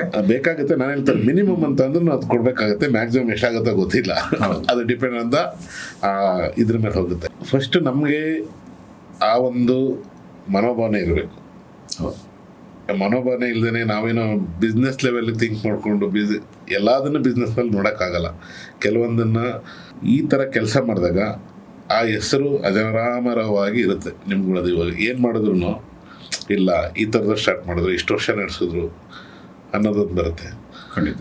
ಅದಾದಮೇಲೆ ಅದು ಲೈಫ್ ಟೈಮ್ ನಿಮ್ಮ ಫ್ಯಾಮಿಲಿ ಟ್ರೀ ಥರ ಅದೊಂಥರ. ಹೌದು, ನಿಜ ಸರ್. ಯೂಸಲಿ ಇದು ಕೇಳಬೇಕು ಅನ್ನಿಸ್ತಾ ಇದೆ ನನಗೆ. Don't take it wrong, okay, ಯಾವುದೂ ಏನೂ ಆಗಬಾರ್ದು. ಈ ಸ್ಥಳೀಯ ಭಾಷೆ ಅಂದರೆ ಈಗ ನಾವು ಕರ್ನಾಟಕದಲ್ಲಿ ಕನ್ನಡ ಭಾಷೆನೇ ಮಾತಾಡಬೇಕು ಅಂತ ನಾವು ಒಂದು ಒತ್ತಾಯ ಮಾಡ್ತೀವಿ ಸರ್. ಅಲ್ಲಿ ಈಗ ನೀವು ವೀಕ್ಲಿ ಒಂದಿನ ಇರುತ್ತೋ, ಸ್ಕೂಲ್ 2 ದಿನ ಇರುತ್ತೋ, ಅಂದರೆ ಕನ್ನಡಕ್ಕೋಸ್ಕರ ಕನ್ನಡ ಪಾಠಶಾಲೆ. ಸೊ ಅಲ್ಲಿ ಯಾವುದೇ ಸಮಸ್ಯೆ ಬಂದಿಲ್ವಾ ಸರ್? ಇಲ್ಲ, ಅಲ್ಲಿ ಆ ರಾಷ್ಟ್ರ ಭಾಳ ಸ್ವತಂತ್ರ ಕೊಟ್ಟಿದೆ ಅಲ್ಲಿರೋರಿಗೆಲ್ಲರಿಗೂ ಕೂಡ. ನೀವು ಯಾವುದೇ ಭಾಷೆನ ನೀವು ಮಾತಾಡ್ಬೋದು, ಕಲಿಸ್ಬೋದು, ನೀವು ಯಾವುದೇ ಧರ್ಮನ ನೀವು ಪ್ರಾಕ್ಟೀಸ್ ಮಾಡ್ಬೋದು, ಯಾರೂ ಕ್ವಶನ್ ಮಾಡೋಂಗಿಲ್ಲ. ಡಿಸ್ಕ್ರಿಮಿನೇಷನ್ನೇ ಇಲ್ಲದೆ ಇರುವಂಥ ಒಂದು ದೇಶ, ತಾರತಮ್ಯ ಇಲ್ಲದೆ ಇರುವಂಥ ಒಂದು ದೇಶ. ತಾರತಮ್ಯ ಮಾಡಿದರೆ ಅದೊಂದು ಕ್ರೈಮ್ ಆಗುತ್ತೆ. ಆಮೇಲೆ ಹಾರ್ಮೋನಿ ಅಂದರೆ ಮಿನಿಸ್ಟ್ರಿ ಆಫ್ ಟಾಲರೆನ್ಸ್ ಅಂದರೆ ಸಹಿಷ್ಣುತೆಗೋಸ್ಕರನೇ ಒಂದು ಮಿನಿಸ್ಟ್ರಿ ಮಾಡಿರುವಂಥ ಮೊದಲನೇ ದೇಶ. ಆ ರೀತಿ ದೇಶ ಇರೋದರಿಂದ ನಿಮಗೆ ಭಾಳಷ್ಟು ಸ್ವಾತಂತ್ರ್ಯ ಇದೆ. ಹಾಗಾಗಿ ನೀವು ಯಾವ ಭಾಷೆ ಬೇಕಾದ್ರೂ ಕಲಿಸ್ಬೋದು. ಅವರು ನಾವಿಲ್ಲಿ ಹೆಂಗೆ ಕನ್ನಡ ಕಡ್ಡಾಯ ಅಂತೀವೋ ಅಲ್ಲಿ ಅವರು ಅರಬಿಕ್ ಕಡ್ಡಾಯ ಇದೆ. ಪ್ರತಿಯೊಬ್ಬ ಮಗನೂ ಅರಬಿಕ್ ಕಲಿಲೇಬೇಕು, ಕಲಿತಾರೆ. ಅದ್ರ ಜೊತೆಗೆ ನನ್ನ ಮಕ್ಕಳು ಕನ್ನಡನೂ ಕಲಿತಿದ್ದಾರೆ, ಅರಬಿಕ್ ಕಲಿತಿದ್ದಾರೆ, ಫ್ರೆಂಚು ಕಲಿತಿದ್ದಾರೆ. ಅದು ಅವರಿಗೆ ಒಂದು ಅಡ್ವಾಂಟೇಜ್. ಸೊ ಗ್ಲೋಬಲ್ ಸಿಟಿಸನ್ಸ್ ಆಗಿ ಬೆಳೀತಾರೆ. ಅವ್ರು ಎಲ್ಲಿಗೆ ಹೋದ್ರು, ಗ್ಲೋಬಲ್ ಎಲ್ಲಿ ಹೋದ್ರು ಕೂಡ ಕಮ್ಯುನಿಕೇಟ್ ಮಾಡುವಂಥ ಕೆಪಾಸಿಟಿ ಅವ್ರಿಗೆ ಬರುತ್ತೆ. ಸೊ ಹಂಗಾಗಿ ಕನ್ನಡ ಕಲಿಸೋದಕ್ಕೆ ನಮ್ಗೆ ಯಾವುದೇ ತೊಂದರೆಗಳಾಗಲಿಲ್ಲ. ಬಟ್ ಅದೇ ನಮಗಿದ್ದಂಥ ಒಂದು ಬಿಗ್ಗೆಸ್ಟ್ ಚಾಲೆಂಜ್ ಅಂದರೆ ಜಾಗಕ್ಕೆ ಬೇಕಾದಂಥ ಬಾಡಿಗೆ ಕೊಡಬೇಕಾಗಿತ್ತು. ಅದು ನೀಗಿದೆ ನಮಗೆ. ಅದಕ್ಕೆ ಪ್ರಭಾಕರ್ ಕೋರೆ ಅವರು ಒಂದು ಶಾಲೆ ಕೂಡ ಮಾಡಿದ್ರು ಅಲ್ಲಿ, ಬಿಲ್ವಾ ಸ್ಕೂಲ್ ಅಂತ ಮಾಡಿದರು. ಅವ್ರು ಬಂದಾಗ ನಾವು ಅವ್ರನ್ನೂ ಕೇಳಿದ್ವಿ, ನನಗೆ JSS ಶಾಲೆಯಿಂದ ಹೊರಗೆ ಹೋದಾಗ ನಮಗೆ ಜಾಗ ಇರಲಿಲ್ಲ, ಬೇರೆ ಎಲ್ಲಿ ಮಾಡಬೇಕು ಅಂತ ಯಾವುದೊಂದು ಅಸಾಪ್ ಟ್ಯೂಟರ್ಸ್ ಅಂತೇಳಿ ಅವ್ರು ಜಾಗ ಕೊಟ್ಟರು, ಅಲ್ಲಿ ಮಾಡಿದ್ವಿ. ಒಟ್ಟು ನಾವು ನಿಲ್ಲಿಸಲಿಲ್ಲ, ಎಲ್ಲಾದ್ರಾಗಲಿ ನಾವು ಮಾಡಲೇಬೇಕು, ಬಿಡಬಾರ್ದು ಅಂತೇಳಿ ಹೋದಾಗ ನಮ್ಮ ಪ್ರಭಾಕರ್ ಕೋರೆ ಅವರು ಈಗ ಕೇಳಿದಾಗ, ಅಯ್ಯೋ ಮಾಡ್ರಪ್ಪ, ನಾವು ಗೋವಾದಲ್ಲಿ ಕನ್ನಡ ಸ್ಕೂಲ್ ಮಾಡಿದ್ದೀನಿ ನಾನು, ನೀವು ದುಬೈನಲ್ಲಿ ಮಾಡ್ತಾ ಇದ್ದೀರಿ, ನೀವು ನಾವು ಒಂದನೇ ಮಾಡಿ ಅಂತಂದರು. ಆದರೂ ಅಪ್ರಿಷಿಯೇಟ್ ಮಾಡಿದ್ರು. ಅವರು ಕಾರ್ಯಕ್ರಮಕ್ಕೆ ಬಂದು ನೋಡಿ ಭಾಳ ಖುಷಿ ಕೊಟ್ಟರು. ಸೊ ಹಾಗೆ ಕನ್ನಡ ನಿಸ್ವಾರ್ಥವಾಗಿ ಮಾಡ್ತೀವಿ ಅಂತ ಹೋದಾಗ ಇಲ್ಲಿಂದನೂ ನಮಗೊಂದು ಸಹಾಯ ಬಂದು ಅದನ್ನು ಬೆಳೆಸೋವಂಥ ಒಂದು ಪರಿಸ್ಥಿತಿ ಅಲ್ಲಿ ನಿರ್ಮಾಣ ಆಗಿತ್ತು. ಸೊ ನನಗನ್ನಿಸ್ತು, ಯಾವುದೇ ಕೆಲಸನ ಏನೇ ಒಂದು ಅಚೀವ್ ಮಾಡಬೇಕಂದ್ರೆ ಪ್ರೀತಿಯಿಂದ ಮಾಡಿದ್ರೆ ಎಲ್ಲ ಆಗುತ್ತಲ್ಲ ಸರ್? ಖಂಡಿತ ಸರ್, ಆ ಒಂದು ನಿಸ್ವಾರ್ಥವಾಗಿ ಮಾಡಬೇಕು. ಅದರಿಂದ ಏನು ಪ್ರತಿಫಲಾಪೇಕ್ಷೆ ಇರಬಾರ್ದು. ಮಾಡಿದ್ರೆ ಆ ಭಗವಂತನೇ ನಿಮಗೆ ಕೊಡ್ತಾನೆ. ನನಗೆ ನೋಡಿ ಅದೇನೋ ಗೊತ್ತಿಲ್ಲ, ಭಗವಂತನ ಆಶೀರ್ವಾದ ಇದೆ. ನಾನು ಚೆನ್ನಾಗಿ ದುಡಿತಾ ಇದ್ದೆ, ಆಮೇಲೆ ನನ್ನ ವೈಫ್ ಕೆಲಸಕ್ಕೆ ಹೋಗುವಂಥ ಅಗತ್ಯನೇ ಇರಲಿಲ್ಲ. ಅದಕ್ಕೆ ಸರಿಯಾಗಿ ನನ್ನ ವೈಫ್ ಕೂಡ, ಮನೆಯವರು ಕೂಡ, ನಾನು ಇದನ್ನು ಕೆಲಸ ಮಾಡ್ತೀನಿ ಅಂತ ಬಂದರು. ನಾನು ಮಾಡೋ ಕೆಲಸಕ್ಕೆ ನನ್ನ ಹೆಂಡತಿ ಹಿಂದೆ ನಿಂತಾಗ ಅದನ್ನು ಯಾವ ಮಟ್ಟಕ್ಕೆ ಹೋಗ್ಬೋದು, ಅದು ನನಗೆ ಈ ಎಕ್ಸ್ಪೀರಿಯನ್ಸ್ ಆಯಿತು. ಈಗ ನನ್ನ ಫ್ರೆಂಡ್ಸ್ ಕೂಡ ಸುಮಾರು ಜನ ಇದ್ದಾರೆ ಬೇರೆ ಬೇರೆ ಕಡೆ. ಅವರು ಹಸ್ಬೆಂಡ್ ಆ್ಯಂಡ್ ವೈಫು ಇಬ್ಬರು, ಗಂಡ ಹೆಂಡ್ತೀರು ಇಬ್ಬರು ಕೂಡ ಕೆಲಸ ಮಾಡ್ತಾ ಇರ್ತಾರೆ. They are totally busy. ಹೌದು, ಬೇಬಿ ಕೇರೋ ಡೇ ಕೇರ್ಗೋ ಹಾಕ್ಬಿಟ್ಟು ಮಕ್ಕಳನ್ನ. ಸೊ ಆ ಥರದಲ್ಲಿ ನಿಮ್ಮ ಮನೆಯವರು ನೀವು ಈ ಒಂದು ಸಮಯದಲ್ಲಿ ನಿಮ್ಮ ಕನ್ನಡ ಪಾಠಶಾಲೆಗೆ ಇಷ್ಟೊಂದು ಸಪೋರ್ಟ್ ಮಾಡ್ತಾ ಇದ್ದಾರೆ ಅಂದರೆ, ಸೊ ನೀವು ಪುಣ್ಯವಂತರು ಹೆಚ್ಚು ಕಡಿಮೆ. ನಿಜವಾಗ್ಲೂ ಪುಣ್ಯವಂತ. ಅದಕ್ಕೆ ಹೇಳ್ತಾ ಇದ್ರು, ಭಗವಂತನ ಆಶೀರ್ವಾದ ಇದೆ. ನನ್ನ ಫ್ಯಾಮಿಲಿ ಕೂಡ ನಾನು ಹಾಕಿದ ಒಂದು ಕೆಲಸಕ್ಕೆ ಅವ್ರ ಸಪೋರ್ಟ್ ಸಿಕ್ಕಿದೆಯಲ್ಲ. ಈಗ ನೋಡಿದರೆ 90% ಅವರು ಮತ್ತು ಟೀಚರ್ಸ್ದೇ ಕೆಲಸ ಇರುವಂಥ. ಹೌದು, ಇದುವರೆಗೂ ನಾವು ತೊಗೊಂಡು ಬಂದ್ವಿ, ಮುಂದೆ ತೊಗೊಂಡೋಗೋರು ಅವರೇ. ಈ ಶಾಲೆಯ ಯಶಸ್ಸು ಅವ್ರಿಗೆ ಸೇರಬೇಕಾದಂಥದ್ದು ಅಂತ ನಾನು ಹೇಳೋದಕ್ಕೆ ಇಷ್ಟಪಡ್ತೇನೆ. ಸರ್, ಇಲ್ಲಿ ನೀವು ಯಾವುದೋ ಒಂದು ಏರಿಯಾದಲ್ಲಿ ಇರ್ತೀರಾ, ಅಲ್ಲಿ ಕನ್ನಡ ಪಾಠಶಾಲೆ ಸ್ಟಾರ್ಟ್ ಮಾಡಿದ್ದೀರಾ, ಅದು ಪರ್ಟಿಕ್ಯುಲರ್ ಏರಿಯಾದಲ್ಲಿ. ಸೊ ಅಲ್ಲಿ ನಿಮ್ಮನ್ನು ಬಿಟ್ಟು, ಕನ್ನಡದವ್ರನ್ನ ಬಿಟ್ಟು, ಕರ್ನಾಟಕದವ್ರನ್ನ ಬಿಟ್ಟು ಬೇರೆಯವ್ರು ಇರ್ತಾರಲ್ಲ, ಅವ್ರು ಹೆಂಗೆ ರೆಸ್ಪಾಂಡ್ ಮಾಡ್ತಾರೆ ಸರ್ ನಿಮ್ಮನ್ನೆಲ್ಲ ನೋಡಿ? ಇಲ್ಲ, ನಿಜವಾಗ್ಲೂ ಅವ್ರಿಗೆ ಖುಷಿ ಆಗುತ್ತೆ. ನಾವು ಆ್ಯಕ್ಚುಲಿ ಇಂಡಿಯನ್ಸಲ್ಲಿ, ಅಲ್ಲಿರೋ ಭಾರತೀಯರಲ್ಲಿ ನಾವು ಕಮ್ಮಿ ಜನಸಂಖ್ಯೆ ಇರೋದು. ನಮ್ಮನ್ನು ಬಿಟ್ಟರೆ ಅತಿ ಹೆಚ್ಚು ಜನಸಂಖ್ಯೆ ಮಲಯಾಳಿಗಳದ್ದಿದೆ, ನಂತರ ತಮಿಳಿಯನ್ಸ್ ಇದೆ, ತೆಲುಗುನವ್ರದ್ದಿದೆ, ಅದಾದ್ಮೇಲೆ ನಾವು ಬರ್ತೀವಿ. ಆ್ಯಕ್ಚುಲಿ ಅವರೆಲ್ಲ ಅಂತಾರೆ, ಎಷ್ಟು ಒಗ್ಗಟ್ಟಾಗಿದ್ದೀರಲ್ಲ ನೀವು, ಭಾಷೆ ಬಗ್ಗೆ ಎಷ್ಟು ಒತ್ತು ಕೊಡ್ತಾ ಇದ್ದೀರಿ, ನಮ್ಮ ಮಕ್ಕಳು ಕಲಿತೇ ಇಲ್ಲ, ನಮ್ಗೆ ಈ ಥರದ್ದು ಯಾವುದೇ ವ್ಯವಸ್ಥೆನೇ ಇಲ್ಲ, ನಾವೊಂದು ಶುರು ಮಾಡಬೇಕು ಅನ್ನೋ ಒಂದು ಪ್ರೇರಣೆಯನ್ನು ಅವ್ರು ತೊಗೊಂಡು ಹೋಗ್ತಾ ಇದ್ದಾರೆ. ನನಗೆ ಅದು ಖುಷಿ ಇದೆ. ನಾವು ಕಮ್ಮಿ ಜನ ಇದ್ದರೂ ಕೂಡ ನಾವೇ ಮೊದಲಿಗರು ಕನ್ನಡ ಕಲಿಸೋದಲ್ಲಿ ಇಷ್ಟು ವಿಧಿವತ್ತಾಗಿ ಇಷ್ಟೊಂದು ದೊಡ್ಡ ಪ್ರಯತ್ನ ಮಾಡಿ ಸಕ್ಸಸ್ ಆಗಿರೋರು ಅಂದರೆ ಕನ್ನಡಿಗರು ಅನ್ನೋ ಒಂದು ಹೆಮ್ಮೆ ನನಗೆ ಫೀಲ್ ಆಗುತ್ತೆ ನಿಜವಾಗ್ಲೂ. ಏಕೆಂತಂದರೆ ಅದು ಕನ್ನಡಕ್ಕಿರೋ ಒಂದು ಧೈರ್ಯನ, ಮತ್ತು ಕನ್ನಡ ಎಲ್ಲೋದನ್ನು ಯಾವ ಕನ್ನಡಕ್ಕಿರೋದೊಂದು ಧೈರ್ಯ, ಮತ್ತು ಕನ್ನಡ ಭಾಷೆ ಕಲ್ತು ಕರ್ನಾಟಕದಲ್ಲಿ ಹುಟ್ಟಿ ಯಾವುದೇ ದೇಶಕ್ಕೂ ಅದೊಂದು ಧೈರ್ಯ ಅನ್ಸುತ್ತಲ್ಲ ಸಿಕ್ಕಾಪಟ್ಟೆ. ಕನ್ನಡಿಗರು ಸಾಹಸಿಗಳು ಸರ್, ಕನ್ನಡಿಗರು ಸಾಹಸಿಗಳು. ನಮ್ಮ ಭಾಷೆ ಇದೆಯಲ್ಲ, ಅದ್ರ ಮೇಲಿನ ಪ್ರೇಮ ನಾವು ಯಾವತ್ತೂ ಕಳ್ಕೊಳಕ್ಕೆ ಸಾಧ್ಯನೇ ಇಲ್ಲ, ಹೋಗೋದಿಲ್ಲ. ಬಹುಶಃ ಈ ಭಾಷೆ ಮುಂದೆ ಬೇರೆ ಯಾವ ಭಾಷೆನೂ ಅಷ್ಟೊಂದು ಎಲ್ಲೂ ಈ ಥರ ಮಾಡಲಿಕ್ಕೆ ಕಷ್ಟ ಅನಿಸುತ್ತೆ. ಅಂದರೆ ಮಾಡ್ತಾರೆ, ಮಾಡೋದಿಲ್ಲ ಅಂತ ಹೇಳ್ತಾ ಇಲ್ಲ, ಆದರೆ ಕನ್ನಡದವ್ರು ಮಾಡಿದಷ್ಟು, ಕರ್ನಾಟಕದವರು ಬೇರೆ ದೇಶಕ್ಕೆ ಹೋಗಿ ಮಾಡಿದಷ್ಟು ಬೇರೆ ಭಾಷೆಯವ್ರು ಸ್ವಲ್ಪ ಕಡಿಮೆನಾ ಅನಿಸುತ್ತೆ ಬಹುಶಃ. ನಾನು ನೋಡಿರೋ ಪ್ರಕಾರ ಈಗ ಮಲಯಾಳಿಗಳು ಜಾಸ್ತಿ ಇರೋದ್ರಿಂದ ಮಲಯಾಳಂ ಭಾಷೆ ಅಲ್ಲಿ ಶಾಲೆನಲ್ಲಿ ಬಂದಿದೆ. ಯಾಕೆಂದ್ರೆ ಆದರೆ ಕಲಿಯೋರು ಕಮ್ಮಿ ಇದ್ದಾರೆ, ಆದರೆ ಇದೆ.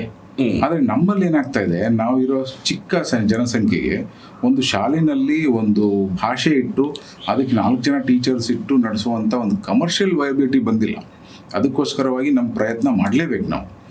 ಸೊ ಹಂಗಾಗಿ ಕನ್ನಡ ಭಾಷೆಗೆ ಎಸ್ ಅಫ್ಕೋರ್ಸ್ ಎಲ್ಲ ಅನಿವಾಸಿ ಭಾರತೀಯರಿಗಿಂತ ನಾವು ಉತ್ತಮವಾಗಿದ್ದೀವಿ ಅಂತ ನನಗೆ ಹೇಳೋದಕ್ಕೆ ಒಂಥರ ಗರ್ವ.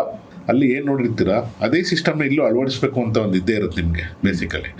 ಸೊ ನೀವು ಯಾಕೆ ಇಲ್ಲಿ ಬಂದು ರಾಜಕೀಯಕ್ಕೆ ಸೇರಬಾರ್ದು? ನೀವು ರಾಜಕೀಯ ಯಾಕೆ ಇಲ್ಲಿ ಮಾಡಬಾರ್ದು? ಈಗ ಎಲ್ಲರೂ ರಾಜಕೀಯಕ್ಕೆ ಬರೋದೇ ಸೇವೆ ಮಾಡೋದಕ್ಕೆ ಅಂತ. ಆ ಸೇವಾ ಮನೋಭಾವನೆ ನಿಮಗೆ ಇಲ್ಲಿ ಕರ್ನಾಟಕದಲ್ಲಿ ಹುಟ್ಟಿ ಅಲ್ಲಿ ಮಾಡ್ತಾ ಇದ್ದೀರಾ. ಸೊ ಆ ದೇಶದಲ್ಲೇ ಮಾಡ್ಬೇಕಂದ್ರೆ ನೀವು ಇಲ್ಲೇ ಮಾಡ್ಬೋದಲ್ಲ, ಯಾಕೆ ನೀವು ರಾಜಕೀಯಕ್ಕೆ ಬರಬಾರ್ದು? ಸರ್, ರಾಜಕೀಯಕ್ಕೆ ನೋಡಿ, ಸೇವೆ ಮಾಡೋರಿಗೆ ಯಾವ ರಂಗ ಆದರೂ ಕೂಡ, ಯಾವುದೇ ಸ್ಥಾನಮಾನ ಇದ್ರೂ ಕೂಡ ಮಾಡ್ಕೊಂಡು ಹೋಗ್ಬೋದು. ಖಂಡಿತ ಮಾಡೋಕ್ಕಾಗಲ್ಲ ಅಂತೇನಿಲ್ಲ. ನಾವು ಅಲ್ಲಿ 25 ವರ್ಷ ಇದ್ದು ಅಲ್ಲಿರುವ ಬೆಸ್ಟ್ ಪ್ರಾಕ್ಟೀಸಸ್ ಗೊತ್ತು, ಹೆಂಗೆ ಮಾಡ್ಬೋದು ಅನ್ನೋದು ಗೊತ್ತು. ನಾವು ರಾಜ್ಯನೂ ಕೂಡ ನಾನೇನು ಬಿಟ್ಟು ಹೋಗಿಲ್ಲ. ಪ್ರತಿ 3 ತಿಂಗಳಿಗೆ ಒಂದ್ಸತಿ 2 ತಿಂಗಳಿಗೆ ಒಂದ್ಸತಿ ನಾನು ಬಂದೇ ಬರ್ತೀನಿ. ನನ್ನ ಬೇರುಗಳು ಇಲ್ಲೇ ಇದೆ. ನಾನು ಏನಿದ್ರೂ ಕೂಡ ನನ್ನ ಸೇವೆ ಮಾಡಿದರೆ ನನ್ನ ತಾಯ್ನಾಡಿಗೆ, ನನ್ನ ರಾಜ್ಯಕ್ಕೆ, ನನ್ನ ಜನಕ್ಕೆ ಅನ್ನೋದೇ ನನ್ನ ಉದ್ದೇಶದಿಂದ. ಈಗ ಕನ್ನಡ ಪಾಠಶಾಲೆ ನಡೆಸಿದರೂ ಕೂಡ ಇಲ್ಲಿರುವ ಗಡಿಭಾಗದ ಕನ್ನಡ ಪಾಠಶಾಲೆಗಳು ಸರ್ಕಾರಿ ಮಾಧ್ಯಮದ್ದು ಅವಕ್ಕೆ ಸ್ಮಾರ್ಟ್ ಕ್ಲಾಸ್ ಕೊಡ್ತಾ ಇದ್ದೀವಿ ಅಲ್ಲಿಂದ. ಯಾಕೆ ಅಂದರೆ ಗಡಿ ಭಾಗದಲ್ಲಿ ನಮ್ಮ ಕನ್ನಡಿಗರ ಮಕ್ಕಳು ಸರ್ಕಾರಿ ಶಾಲೆ ಸೇರಲಿ, ಕನ್ನಡ ಕಲೀಲಿ ಅನ್ನೋ ಉದ್ದೇಶದಿಂದ. ಅದಕ್ಕೊಂದು ಶೀರ್ಷಿಕೆ ಇದೆ, ಕಡಲಾಚೆಯಂ ಕರುನಾಡಿಗೆ ಅಂತ. ಕಡಲಾಚೆಯಿಂದ ಕರುನಾಡಿ ನಾವು ಏನು ಕೊಡ್ತಿದ್ದೀವಿ ಅಂದಾಗ ಇದು ಉತ್ತರ. ಈ ರೀತಿಯಾದ ಕಾರ್ಯಕ್ರಮವನ್ನು ಹಾಕ್ಕೊಂಡಿದ್ದೀವಿ ನಮ್ಮ ಕನ್ನಡ ಮಿತ್ರರ ಸಂಘಟನೆಯಿಂದ. ಅದಾದಮೇಲೆ ಕನ್ನಡಕ್ಕೂ ಕೆಲಸ ಮಾಡ್ತಾ ಇರುವಂಥವ್ರು, ಎಲೆಮರೆ ಕೆಲಸ ಮಾಡ್ತಿರುವವರು, ಯಾವುದೇ ಪ್ರಚಾರ ಇಲ್ಲದೆ, ಯಾವುದೇ ಸಂಭಾವನೆ ಇಲ್ಲದೆ ಭಾಳಷ್ಟು ಜನ ಕೆಲಸ ಮಾಡ್ತಿದ್ದಾರೆ. ಅಂಥವ್ರನ್ನ ಹುಡುಕಿ ದುಬಾಯಿಗೆ ಕರ್ಕೊಂಡು ಬಂದು ಕನ್ನಡ ಮಿತ್ರ ಅನ್ನೋ ಒಂದು ಪ್ರಶಸ್ತಿ ಕೊಟ್ಟು ಅವ್ರನ್ನ ಗೌರವಿಸ್ತಾ ಇದ್ದೀವಿ. ಅವ್ರನ್ನ ಸಮಾಜಕ್ಕೆ ಮತ್ತೆ ಪರಿಚಯಿಸುವಂಥ ಒಂದು ಕೆಲಸನೂ ಮಾಡ್ತಾಯಿದ್ದೀವಿ. ಈ ರೀತಿ ಸುಮಾರು ನಾವು ಮಾಡ್ತಾಯಿದ್ದೀವಿ. ಇದಕ್ಕೆ ಯಾವ ಸರ್ಕಾರದಿಂದನೂ ಇದುವರೆಗೂ ಯಾವ ₹1 ಕೂಡ ನಾವು ತೊಗೊಂಡಿಲ್ಲ. ನಮ್ಮದೇ ಆದ ಸಪೋರ್ಟ್ ನೆಟ್ವರ್ಕ್ ಇದೆ, ಅವರು ಸಪೋರ್ಟ್ ಮಾಡ್ತಾರೆ, ನಾವು ವಾಲಂಟಿಯರ್ಸ್ ಡೊನೇಟ್ ಮಾಡ್ತೀವಿ. ನಮಗೆ ಆ ಶಕ್ತಿ ದೇವರು ಕೊಟ್ಟಿದ್ದಾರೆ, ನಾವು ಮಾಡ್ತೀವಿ. ಇದನ್ನು ಇಲ್ಲಿ ಬಂದು ನಮ್ಮ ಜನಕ್ಕೆ ಮಾಡುವಂತಂದರೆ ಇನ್ನೊಂದು ದೊಡ್ಡ ಸ್ಕೇಲಲ್ಲಿ ನಾವು ಮಾಡ್ಬೋದು. ಅದು ರಾಜಕಾರಣ ಇರ್ಬೋದು, ಬೇರೆ ಯಾವುದೇ ರೀತಿ ಇರ್ಬೋದು, ನಾವು ಮಾಡೋದಕ್ಕೆ ಸಿದ್ಧ. ಆ ಒಂದು ಸಮಯಕ್ಕೆ, ಆ ಒಂದು ರೆಕಗ್ನಿಷನ್ಗೋಸ್ಕರ ಕಾಯ್ತಾ ಇದ್ದೀವಿ ಅಷ್ಟೇ.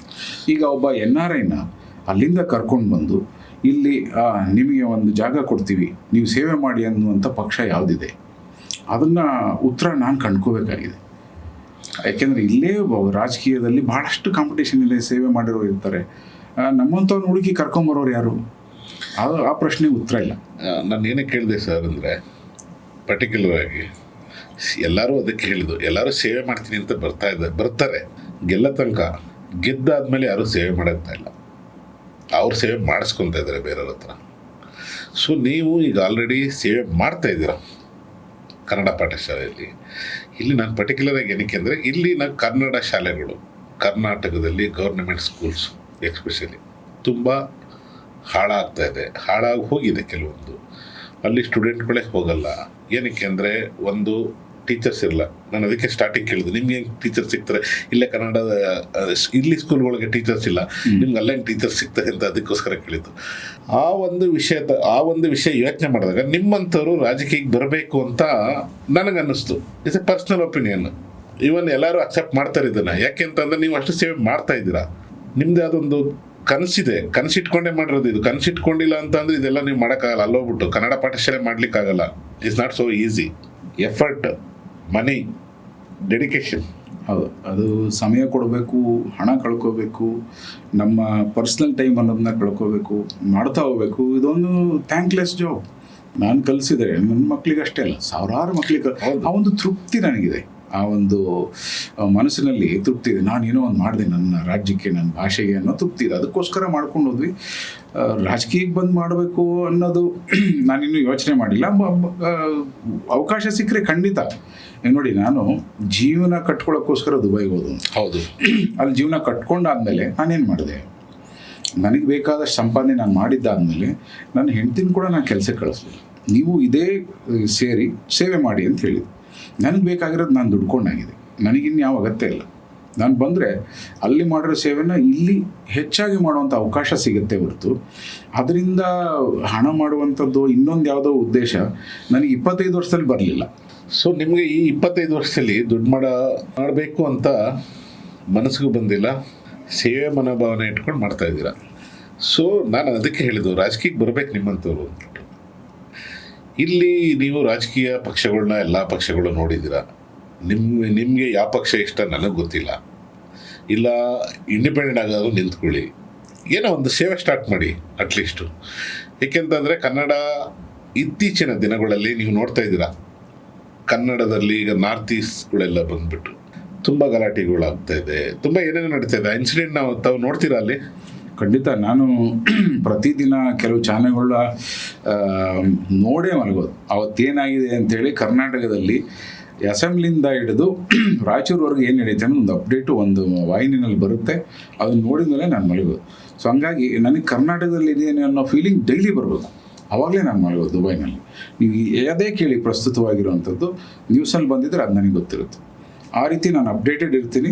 ಸೊ ಹಿಂದಿಯವ್ರು ಬಂದು ತುಂಬ ಗಲಾಟೆ ನೀವು ನೋಡಿರ್ತೀರ, ಎಲ್ಲ ಚಾನಲ್ಗಳಲ್ಲಿ ನೋಡ್ತಾ ಇದ್ದೀನಿ ಅಂತ ಹೇಳ್ತೀರ. ನಾನು ಆದಷ್ಟು ನಾನು ಕರ್ನಾಟಕದಲ್ಲೇ ಇದ್ದೀನಿ, ಆ ಫೀಲಿಂಗಲ್ಲೇ ಇರ್ತೀನಿ, ಎಲ್ಲ ಚಾನಲ್ಗಳು ನೋಡ್ತಾ ಅಂತ ಅಂದ್ಬಿಟ್ಟು ಹೇಳಿದ್ರಿ. ನಿಮಗೆ ಈ ಹಿಂದಿಯವರು ಬಂದು ಇಷ್ಟು ಗಲಾಟೆ ಮಾಡ್ತಾರೆ, ಬೇರೆ ಭಾಷೆಯವ್ರಿಗಿಂತ ಹಿಂದಿಯವ್ರದ್ದು ಇತ್ತೀಚಿನ ಹಿಂದಿ ಅವಳಿಗೆ ಜಾಸ್ತಿ ಆಗಿದೆ. ಅವರು ತುಂಬ ಅಂದರೆ ತುಂಬಾ ಕೆಟ್ಟದಾಗಿ ವರ್ತಿಸ್ತಾರೆ. ಸೊ ಇದ್ರ ಬಗ್ಗೆ ತಮ್ಮ ಅನಿಸಿಕೆ ಏನು ಸರ್? ಸೊ ನೋಡಿ, ಇದು ಒಂದು ರಾಜ್ಯ ಬೆಳೀತಾ ಇದ್ದಾಗ, ಸಂಪತ್ತು ಹೆಚ್ಚಾದಾಗ ಅಲ್ಲಿಗೆ ಜನ ವಲಸೆ ಬರೋದು ಬಹಳ ಸಹಜ. ಇದನ್ನು ಮೊದಲನೇ ಉದಾಹರಣೆ ನೀವಾಗಲೇ ಮುಂಬೈ ನೋಡಿದ್ದೀರ. ಹೌದು, ಮುಂಬೈನಲ್ಲಿ ಕನ್ನಡಿಗರು ಹೋಗಿದ್ದಾರೆ. ಕನ್ನಡಿಗರು ಅಲ್ಲಿ ಬಂಟ್ಸ್ ಕಮ್ಯುನಿಟಿಯಿಂದ ಕೋಸ್ಟಲ್ ಪಾಪ್ಯುಲೇಷನ್ ಭಾಳ ಇದ್ದಾರೆ, ಭಾಳಷ್ಟು ಹೋಟೆಲ್ಸು ಎಲ್ಲ ಮಾಡಿದ್ದಾರೆ. ಆದರೆ ನಾವು ಸೌಜನ್ಯ ಇರುವಂಥ ಜನ, ನಾವಲ್ಲಿ ಹೋಗಿ ಅವ್ರ ಜೊತೆ ಬೆರ್ತಿದ್ದೀವಿ. ಹೌದು. ಆದರೆ ಬೆಂಗಳೂರಿನಲ್ಲಿ ಇದು ವಿಶ್ವವಿಖ್ಯಾತಿ ಆದಮೇಲೆ ಎಲ್ಲರೂ ಬರ್ತಾ ಇದ್ದಾರೆ, ಎಲ್ಲರೂ ಭಾರತೀಯರು, ಎಲ್ಲರಿಗೂ ಸಮಾನ ಅವಕಾಶ ಕೊಟ್ಟಿದ್ದೀವಿ. ನಾವು ಭಾಳ ಸಹಿಷ್ಣುತೆ ಇರುವಂಥವ್ರು, ಬಂದವ್ರನ್ನೆಲ್ಲ ಸ್ವಾಗತ ಮಾಡ್ತೀವಿ, ನಮ್ಮ ಮನೇಲಿ ಇಟ್ಕೊತೀವಿ, ಮರ್ಯಾದೆ ಕೊಡ್ತೀವಿ. ಆದರೆ ಅದೇ ರೀತಿ ಅವರು ಬಿಹೇವ್ ಮಾಡಬೇಕು ಅನ್ನೋದು ಎಕ್ಸ್ಪೆಕ್ಟೇಷನ್ ತಪ್ಪಲ್ಲ. ಯಾಕಂದರೆ ಆದರೆ ಅವರು ಬಂದಿರುವಂಥ ರಾಜ್ಯಗಳಲ್ಲಿ ಏನು ಸಂಸ್ಕಾರ ಇದೆ, ಸಂಸ್ಕೃತಿ ಇದೆ, ಅದನ್ನು ನೋಡಿದಾಗ ನಮ್ಮ ರೀತಿ ಇಲ್ಲ ಅವರು. ಹಾಗಾಗಿ ಈ ತಾರತಮ್ಯ ಕಾಣುತ್ತೆ. ಹಂಗಂತ ಒಂದು ದ್ವೇಷ ಮಾಡೋ ಅಗತ್ಯ ಇಲ್ಲ. ಬಟ್ ಆದರೆ ನಮ್ಮ ಭಾಷಾಭಿಮಾನ ನಾವು ಬಿಟ್ಕೊಡ್ಬಾರ್ದು. ಇನ್ನೊಂದು ಹೇಳ್ತೀನಿ, ಏನಕ್ಕೆ ಅಂದರೆ ನಮ್ಮ ಆಟೋ ಡ್ರೈವರ್ಗಳಿಗೆ ಎಲ್ಲರಿಗೂ ಹಿಂದಿ ಬರಲ್ಲ ಸರ್. ಹೌದು. ಎಲ್ಲರಿಗೂ ಇಂಗ್ಲೀಷ್ ಬರಲ್ಲ ಸರ್. ಸುಮಾರು ಜನಕ್ಕೆ ಕೆಲವೊಂದು ಭಾಷೆ ಬರಲ್ಲ, ಕನ್ನಡ ಬಿಟ್ಟು. ಅದನ್ನು ಅವ್ರಿಗೆ ಅರ್ಥ ಮಾಡಿಸ್ಕೊಳ್ಳೋ ರೀತಿನೇ, ಅಂದರೆ ಅವ್ರ ಭಾಷೆನಲ್ಲಿ ಮಾತಾಡಲಿಕ್ಕೆ ತುಂಬ ಕಷ್ಟಪಟ್ಕೊಂಡು ಮಾತಾಡ್ತಾರೆ. ಕರ್ನಾಟಕದ ಆಟೋ ಡ್ರೈವರ್ಗಳಿಗೆ ಸಲ್ಯೂಟ್ ಸರ್. ಅವರಷ್ಟು ತಾಳ್ಮೆ, ಆಮೇಲೆ ಅವರಷ್ಟು ಸಂಯಮ ಇಟ್ಕೊಂಡು ಬಂದವ್ರನ್ನೆಲ್ಲ ನಮ್ಮವರು ಅಂತ ಕರ್ಕೊಂಡೋಗಿ ಗಲ್ಲಿ ತಿರುಗಿಸಿ ಸೇಫಾಗಿ ಮನೆಗೆ ಬಿಟ್ಟು ಬರ್ತಾರೆ. ಅಂಥವ್ರ ಮೇಲೆ ನೀವು ಅವಾಚ್ಯ ಪದಗಳು ಉಪಯೋಗಿಸೋದು, ಹಲ್ಲೆ ಮಾಡೋದು, ಇದನ್ನು ಯಾವತ್ತೂ ಸಹಿಸಬಾರ್ದು. ನಮ್ಮ ಆಟೋ ರಿಕ್ಷಾ ಡ್ರೈವರ್ಗಳೇನಿದಾರಲ್ಲ, ಅವ್ರು ನಿಜವಾದ ನಮ್ಮ ರಾಜ್ಯನ ಪ್ರತಿನಿಧಿಸುವಂಥ ಸೇವಕರು. ಅವ್ರಿಗೆ ಯಾವಾಗಲೂ ನಾವು ಮರ್ಯಾದೆನ ಉಳಿಸ್ಕೊಂಡು ಹೋಗಬೇಕು. ಅವ್ರ ಮೇಲೆ ಹಲ್ಲೆ ಆದಾಗ ನಾವು ನಿಂತು ಅದನ್ನು ಖಂಡಿಸ್ಬೇಕು. ಯಾಕೆಂದರೆ ರಸ್ತೆಯಲ್ಲಿ ನಾವು ಸೇವೆ ಮಾಡೋಕ್ಕಾಗತ್ತಾ? ಅವ್ರು ಮಾಡ್ತಿದ್ದಾರೆ, ಅದನ್ನು ಗುರುತಿಸ್ಬೇಕು. ಭಾಷೆಗೆ ಅವಮಾನ ಯಾವತ್ತೂ ಸಹಿಸಬಾರ್ದು. ನನ್ನ ತಾಯಿಗೆ ಅವಮಾನ ಆದರೆ ನಾನು ಸಹಿಸಲ್ಲ. ನನ್ನ ನೆಲಕ್ಕೆ ಜಲಕ್ಕೆ ಕುತ್ತು ಬಂದರೆ ನಾವು ಬಿಡಲ್ಲ. ಆದರೆ ಬಂದವರೆಲ್ಲ ಅತಿಥಿಗಳ ಥರ ಇರಲಿ. ಅತಿಥಿಯಾಗಿ ಬರಲಿ, ಇಲ್ಲೇ ಇರಲಿ, ಅವ್ರಿಗೇನು ಬೇಕು ಕೆಲಸಗಳು ಮಾಡಲಿ, ಯಾವುದೂ ಸಮಸ್ಯೆ ಇಲ್ಲ. ಬಂದು ಇಲ್ಲಿ ದರ್ಪ ತೋರಿಸ್ತಾರಲ್ಲ, ಅದು ದೊಡ್ಡ ಸಮಸ್ಯೆ. ದರ್ಪ ಯಾಕೆ? ಅಂಥದ್ದು ಏನಿದೆ ನಿಮ್ಮ ಹತ್ರ? ನಮ್ಮ ಹತ್ರ ಇಲ್ಲ. ನಿಮ್ಮ ಹತ್ರ ಏನಿದೆ? ಅದೇ ಇಲ್ಲಿಗೆ ದುಡಿಯಕ್ಕೆ ಬಂದಿರೋರು. ನಾನು ದುಬೈಗೆ ಹೋಗಿದ್ದೀನಿ ದುಡಿಯಕ್ಕೆ. ಹೌದು. ನಾನಲ್ಲಿ ದರ್ಪ ತೋರಿಸಿದ್ರೆ ಆಗುತ್ತಾ? ದರ್ಪ ತೋರಿಸೋದಾಗಲ್ಲ. ಅಂದ್ರೆ ದರ್ಪ ತೋರಿಸಿದ್ರೆ ನೀವಲ್ಲಿ ಇದೆಲ್ಲ ಮಾಡಕ್ಕೆ ಆಗ್ತಿಲ್ವಲ್ಲ ಸರ್? ಸಾಧ್ಯ ಇಲ್ಲ ಸರ್. ಅವರಲ್ಲಿ ಒಬ್ಬನಾಗಿ ಅವ್ರಿಗೆ ಗೌರವ ಕೊಟ್ಟಾಗ ನಮಗೆ ಅವ್ರು ಗೌರವ ಕೊಡ್ತಾರೆ, ನಾವು ಮುಂದೆ ಬೆಳೆಯೋಕ್ಕಾಗತ್ತೆ. ಆ ಒಂದು ಗೌರವ ಇಬ್ಬರಲ್ಲೂ ಇರಬೇಕು. ದರ್ಪ ತೋರಿಸಿದ್ರೆ ಮ್ಯೂಚುವಲ್ ಅಂಡರ್ಸ್ಟ್ಯಾಂಡಿಂಗ್ ಅಷ್ಟೇ. ಖಂಡಿತ. ನಾನು ಏನಕ್ಕೆ ಅಲ್ಲಿ ಹೋಗಿದ್ದೀನಿ, BA ರೋಮನ್ ಇನ್ ರೋಮ್ ಅಂತಲ್ಲ, BA ಬೆಂಗಳೂರಿನ ಬೆಂಗಳೂರು. ನೀವು ಹೋಗ್ರಿ, ನೀವು ಜಾರ್ಖಂಡ್ಗೋ ಡೆಲ್ಲಿಗೋ ಎಲ್ಲಿ ಹೋಗ್ತಿರೋ ಅಲ್ಲಿ ಹೋದಾಗ ನಿಮ್ಮ ಸಂಸ್ಕಾರ ಭಾಷೆ ನೀವು ಇಟ್ಕೊಳ್ಳಿ, ನಮಗೇನು ಸಮಸ್ಯೆನೇ ಇಲ್ಲ. ಇಲ್ಲಿರುವ ಮೂಲ ನಿವಾಸಿಗಳನ್ನ ಎದುರಾಕೊಂಡು ಅಥವಾ ಅವ್ರ ಸಂಸ್ಕಾರನ, ಅವ್ರ ಸಂಸ್ಕೃತಿನ ಹೀಯಾಳಿಸಿ ನೀವು ಕಳಿಸೋದೇನು? ಏನಿಲ್ಲ, ನಿಮ್ಮ ಸಂಸ್ಕಾರ ತೋರಿಸುತ್ತೆ. ಸೊ ಕೆಲವೊಬ್ರು ಇದ್ದಾರೆ ಇದರಲ್ಲಿ. ಇದು ಒಂದು ನೆಗೆಟಿವ್ ಅನ್ಕೋಬೋದು ಬಹುಶಃ, ಈ ಥರ ಇನ್ಸಿಡೆಂಟ್ಗಳೆಲ್ಲ ಆಗೋದು. ಇನ್ನೊಂದು ಪಾಸಿಟಿವ್ ಒಂದಿದೆ, ಏನಂದರೆ ಕೆಲವೊಬ್ಬರು ಕನ್ನಡ ಬರಲ್ಲ ಸರ್. ಅವರು ಅಂದರೆ ಇಂಡಿಯಾದವರು ಹೊರತುಪಡಿಸಿ ಬೇರೆ ದೇಶದವರು ಕೂಡ ಬಂದಾಗ ಅವರು ಕನ್ನಡದಲ್ಲಿ ಮಾತಾಡೋಕ್ಕೆ, ಆಮೇಲೆ ಕನ್ನಡದಲ್ಲಿ ಈ ಬ್ಲಾಗ್ಗಳು ಮಾಡೋದು, ಏನೇನೋ ಟ್ರೈ ಮಾಡ್ತಾ ಇರ್ತಾರೆ. ಅವ್ರನ್ನ ಕಂಡ್ರೆ ನಿಮ್ಗೆ ಏನು ಅನಿಸುತ್ತೆ ಸರ್? ನಿಜವಾಗ್ಲೂ ಖುಷಿಯಾಗುತ್ತೆ ಸರ್. ಅವರು ನಿಜವಾದ ಸಾಂಸ್ಕೃತಿಕ ರಾಯಭಾರಿಗಳು. ಯಾಕೆಂದರೆ ಅವ್ರ ಸಂಸ್ಕಾರನ ನಮ್ಮ ಸಂಸ್ಕಾರದ ಜೊತೆ ಬೆಸೀತಾ ಇದ್ದಾರೆ. ಅವರು ಅವ್ರ ಭಾಷೆನೂ ನಮ್ಗೆ ಹೇಳ್ಕೊಡ್ತಾರೆ, ಅವರ ಸಂಸ್ಕಾರನೂ ಹೇಳ್ಕೊಡ್ತಾರೆ, ನಮ್ಮದನ್ನು ಬೇರೆ ಕಡೆ. They are real ambassadors. ನಾನು ಹೇಳೋದು ಫಾರ್ ಎಕ್ಸಾಂಪಲ್ ಕೊಡೋದಾದರೆ, ನಮಗೆ ಒಂದು ಬಿಸ್ನೆಸ್ ಪಾರ್ಟ್ನರ್ ಅಂತ ಇಲ್ಲಿದ್ದಾರೆ, ಶೇಷಗಿರಿ ರಾವ್ ಅಂತೇಳಿ.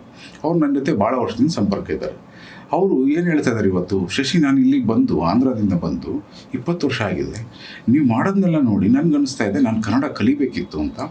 ಇವತ್ತು ಫೋನ್ ಮಾಡಿದರು, ನನಗೆ ಯಾರೋ ಕನ್ನಡ ಒಬ್ಬ ಟ್ಯೂಟರ್ನ ಕಳಿಸಿ, ನಾನು ಅದು ಪೇ ಮಾಡ್ತೀನಿ, ಮನೆಗೆ ಒಂದು ಕನ್ನಡ ಹೇಳ್ಕೊಳ್ಳಿ. ಅವ್ರ ವಯಸ್ಸೇನು ಸರ್, 55 ಇರ್ಬೋದು. ಆ ವಯಸ್ಸಿನಲ್ಲಿ ಕನ್ನಡ ಕಲಿತೀನಿ ಅನ್ನೋ ಒಂದು ಪ್ರೇರಣೆ ಒಬ್ಬ ತೆಲುಗು ಮಾತಾಡೋರಿಗೆ ಬಂದಿದೆ ಅಂತಂದರೆ ಅವರು ನಿಜವಾದ ರಾಯಭಾರಿಗಳು. ಸೊ ನಾವು ಮಾತಾಡಿದವ್ರಿಗೆ ಪ್ರೋತ್ಸಾಹ ಮಾಡಲೇಬೇಕಾಗುತ್ತೆ. ಖಂಡಿತ ಸರ್. ಒಂದು ಭಾಷೆನ ಕಲಿತ್ರೆ ಅದು ನಮ್ಮನ್ನು ಶ್ರೀಮಂತ ಮಾಡುತ್ತೆ ಹೊರತು ಬಡವ ಮಾಡಲ್ಲ. ಕಲಿಯೋದಕ್ಕೆ ಏನು ಸಮಸ್ಯೆ ಇದೆ? ಮಾತಾಡೋಕ್ಕೆ ಏನು ಸಮಸ್ಯೆ ಇದೆ? ಏನಿಲ್ಲ. ಸಮಸ್ಯೆ ಇರೋದು ಇಲ್ಲಿ, ಬಾಯಲಲ್ಲ. ನೋಡಿ, ನಾನು ಇದನ್ನ ಮತ್ತೆ ರಾಜಕೀಯಕ್ಕೆ ಬೆರೆಸ್ತೀನಿ ಅನ್ಕೋಬೇಡಿ. ನಮ್ಮ ರಾಜಕೀಯ ವ್ಯಕ್ತಿಗಳ ಮಕ್ಕಳು, ರಾಜಕಾರಣಿಗಳ ಮಕ್ಕಳು ಎಲ್ಲ ಹೊರ ದೇಶಕ್ಕೆ ಹೋಗ್ತಾರೆ. ಅವ್ರ ಮಕ್ಕಳು ಯಾರು ಬಹುಶಃ ಯಾರು ಕನ್ನಡ ಪಾಠಶಾಲೆಯಲ್ಲಿ ಯಾರೂ ಇಲ್ಲ ಅನಿಸುತ್ತೆ.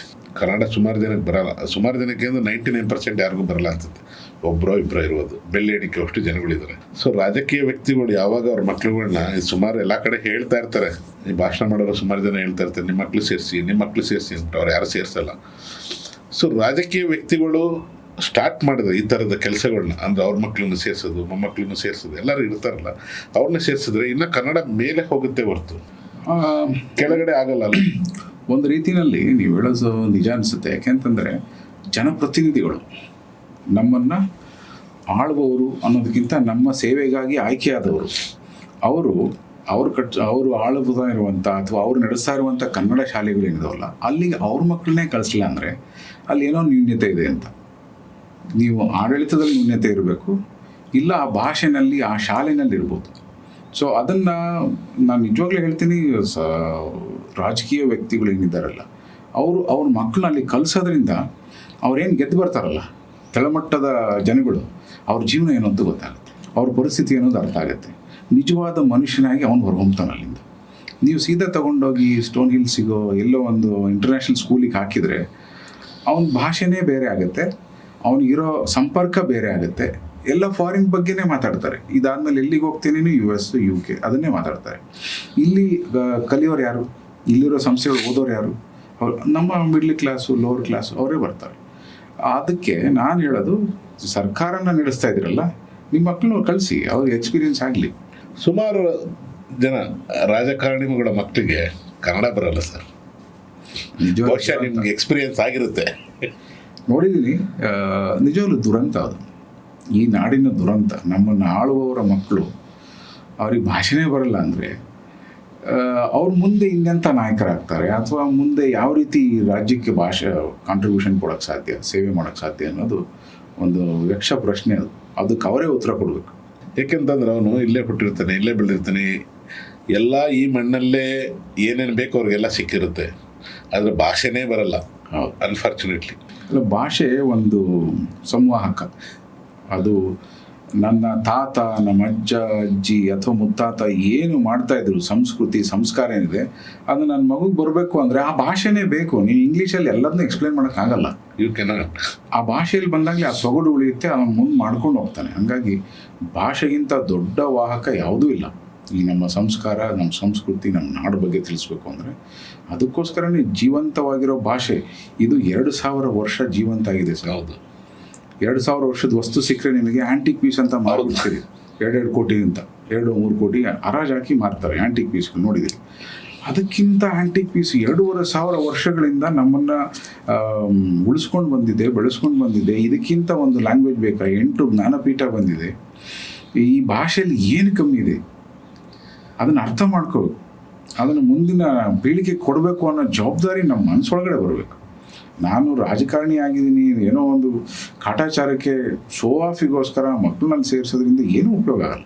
Yes sir. ಸರ್, ಹೊಸದಾಗಿ ಕೇಳ್ಪಟ್ಟೆ, ಈ ಕಾಯಕ ಭವನ ಅಂತ ಏನೋ ಸ್ಟಾರ್ಟ್ ಮಾಡಕ್ಕೆ ಕೊಟ್ಟಿದ್ದೀರಾ, ಆ ಪ್ರೋಸೆಸ್ಸಲ್ಲಿ ಇದ್ದೀರಾ, ಅಂಡರ್ ಪ್ರೋಸೆಸ್ ಅಂದ್ಬಿಟ್ಟು. ಏನು ಸರ್ ಅದು? ಅದನ್ನು ಮಾಡೋದಕ್ಕಿಂತ ಮುಂಚೆ ಹೇಳಬಾರ್ದು ಅಂದ್ಕೊಂಡಿದ್ದೆ, ನಿಮಗೆ ಅದು ಹೆಂಗೋ ಗೊತ್ತಾಗಿದೆ.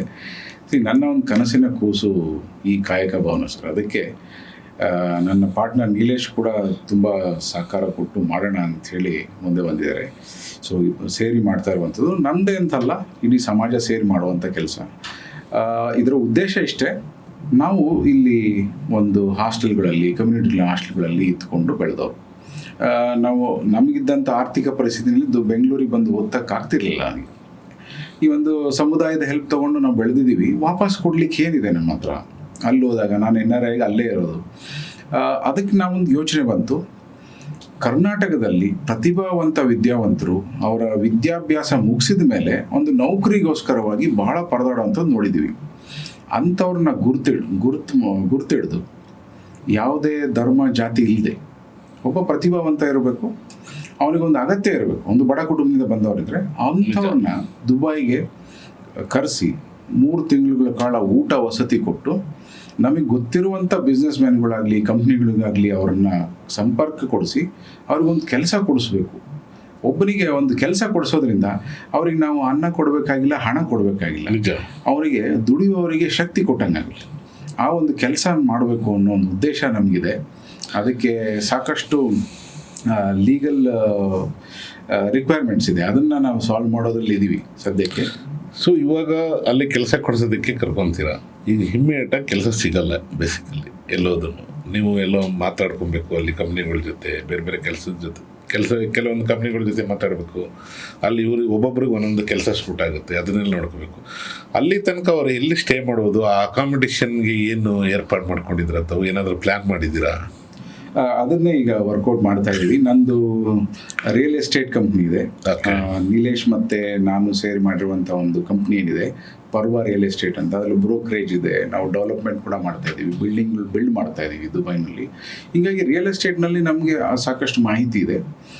ಅದನ್ನು ಉಪಯೋಗಿಸ್ಕೊಂಡು ಒಂದು 25 ಜನ ಹುಡುಗರು 25 ಜನ ಹುಡುಗಿರು ಇಲ್ಲಿಂದ ಕರೆಸಿ, ಅಂದರೆ ಎಲ್ಲರನ್ನೂ ಕರೆಸಲ್ಲ, ಇವ್ರಿಗೆ ಕೆಲಸ ಸಿಗ್ಬೋದು ಅಂತ ನಮಗೆ ಅನಿಸಿದರೆ, ಅವರ ಸಿ ವಿಯಿಂದ ಅನಿಸಿದರೆ ಅಂಥವ್ರನ್ನ ಸೆಲೆಕ್ಟ್ ಮಾಡಿ ಅಲ್ಲಿ ಕರೆಸಿ 3 ತಿಂಗಳಲ್ಲಿ ಕೆಲಸ ಕೊಡಿಸುವಂಥ ಒಂದು ಪ್ರಯತ್ನ ಮಾಡ್ತೀವಿ. ನಾವು ಯಾರಿಗೂ ಗ್ಯಾರಂಟಿ ಕೊಡಲ್ಲ, ಬಟ್ ಅವ್ರಿಗೆ ಆಗುವಂಥ ಖರ್ಚು ಏನಿದೆ ಅದನ್ನು ನಾವು ನೋಡ್ಕೊಳ್ಳೋಣ ಅಂತ. ಅದಕ್ಕೆ ನಾನು ಅಷ್ಟಲ್ಲ, ನೀಲೇಶ್ ಅಷ್ಟೇ ಅಂತಲ್ಲ, ಪ್ರವೀಣ್ ಶೆಟ್ಟರು ಅಷ್ಟೇ ಅಂತಲ್ಲ, ಎಲ್ಲರೂ ಸಮಾಜ ಸೇರಿ ಮಾಡುವಂಥ ಒಂದು ಕೆಲಸ. ಯಾರಿಂದ ಎಷ್ಟು ಸಹಾಯ ಆಗುತ್ತೋ ಮಾಡಿ. ಸರ್ಕಾರದಿಂದ ಮಾಡೋಕ್ಕೆ ಸಾಧ್ಯ ಇದೆಯಾ? ನೀವು ಮಾಡಿ. ಯಾಕೆಂದರೆ ಕನ್ನಡಿಗರಿಗೆ ಇನ್ನೊಂದು ದೇಶದಲ್ಲಿ ಒಂದು ನೆಲೆ ಕೊಡ್ತಾ ಇದ್ದೀವಿ, ಅಲ್ಲಿಂದ ಅವರು ಬೆಳೀತಾರೆ, ಅವರ ಕುಟುಂಬ ಕರ್ನಾಟಕದಲ್ಲಿರುತ್ತೆ, ಅವರ ಒಂದು ಉನ್ನತಿ ಆಗುತ್ತೆ ಅನ್ನೋ ಒಂದು ಉದ್ದೇಶದಿಂದ ಕಾಯಕ ಭವನ ಅಂಥೇಳಿ ನಾವು ಮಾಡೋದಕ್ಕೆ ಒಂದು ಕನಸಿನ ಒಂದು ಪ್ರಾಜೆಕ್ಟ್ನ ನಾವು ಇಟ್ಕೊಂಡು ಅದ್ರ ಬಗ್ಗೆ ಕೆಲಸ ಮಾಡ್ತಾ ಇದ್ದೀವಿ. ಅದೊಂದು ಕಾರ್ಯರೂಪಕ್ಕೆ ಬರುವಾಗ ನಿಮಗೆ ಖಂಡಿತ ತಿಳಿಸ್ತೀವಿ. ದಯವಿಟ್ಟು ತಿಳಿಸಿ. ಹಾಗಾದರೆ ಗೌರ್ಮೆಂಟು ಕೂಡ ಇದಕ್ಕೆ ಸಹಾಯ ಮಾಡ್ಬೋದು ಅನಿಸುತ್ತೆ. ಏನಕ್ಕೆ ಅಂದರೆ ನೀವು 3 ತಿಂಗಳವರೆಗೆಲ್ಲ ಅಲ್ಲಿ ಕೆಲಸ ಸಿಗೋ ತನಕನೂ ಎಲ್ಲ ಅಕಾಮಿಡೇಷನ್ ಕೊಟ್ಟಿಟ್ಕೊಂಡಿರ್ತೀರ. ಇಲ್ಲಿ ಈ ಕಾಲಕ್ಷೇಪ ಬರುತ್ತೆ ಯಾವುದಾದ್ರೂ, ಆ ಒಂದು ಇದರಲ್ಲಿ ಗೌರ್ಮೆಂಟು ಕೂಡ ತಮ್ಮ ಜೊತೆ ಸೇರಿಕೊಂಡು ತಮ್ಗೆ ಹೆಲ್ಪ್ ಮಾಡ್ಬೋದು ಅನ್ಸುತ್ತಲ್ವ?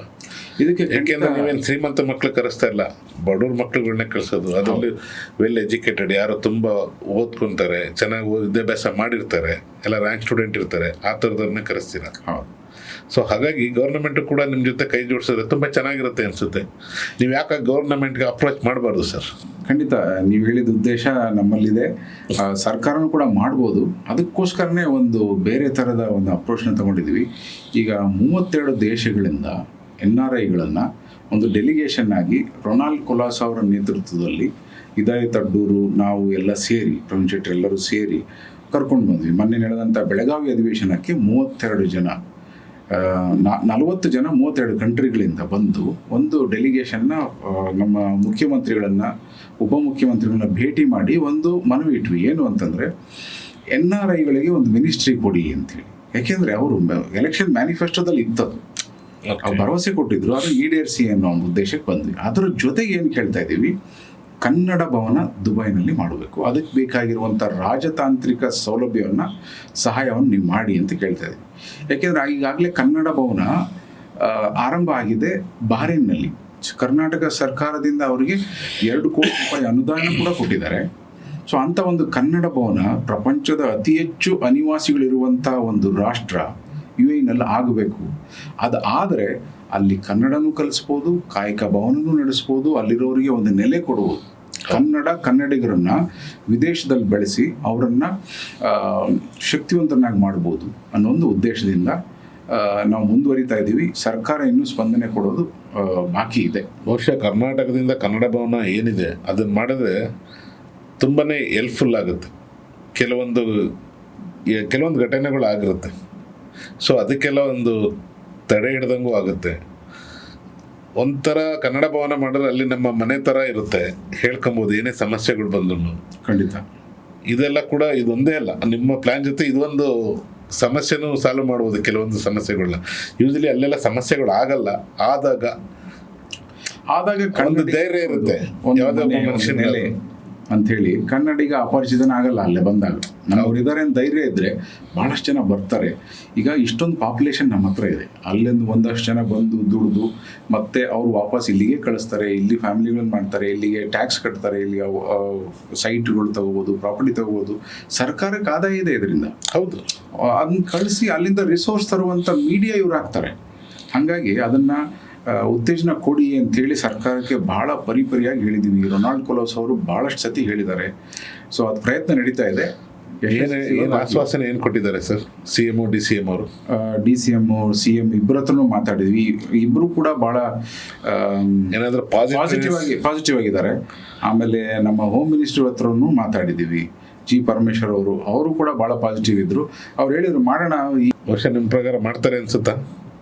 ಡಿಸಿಷನ್ ಆಗುತ್ತೆ ಅನ್ಸುತ್ತಾ?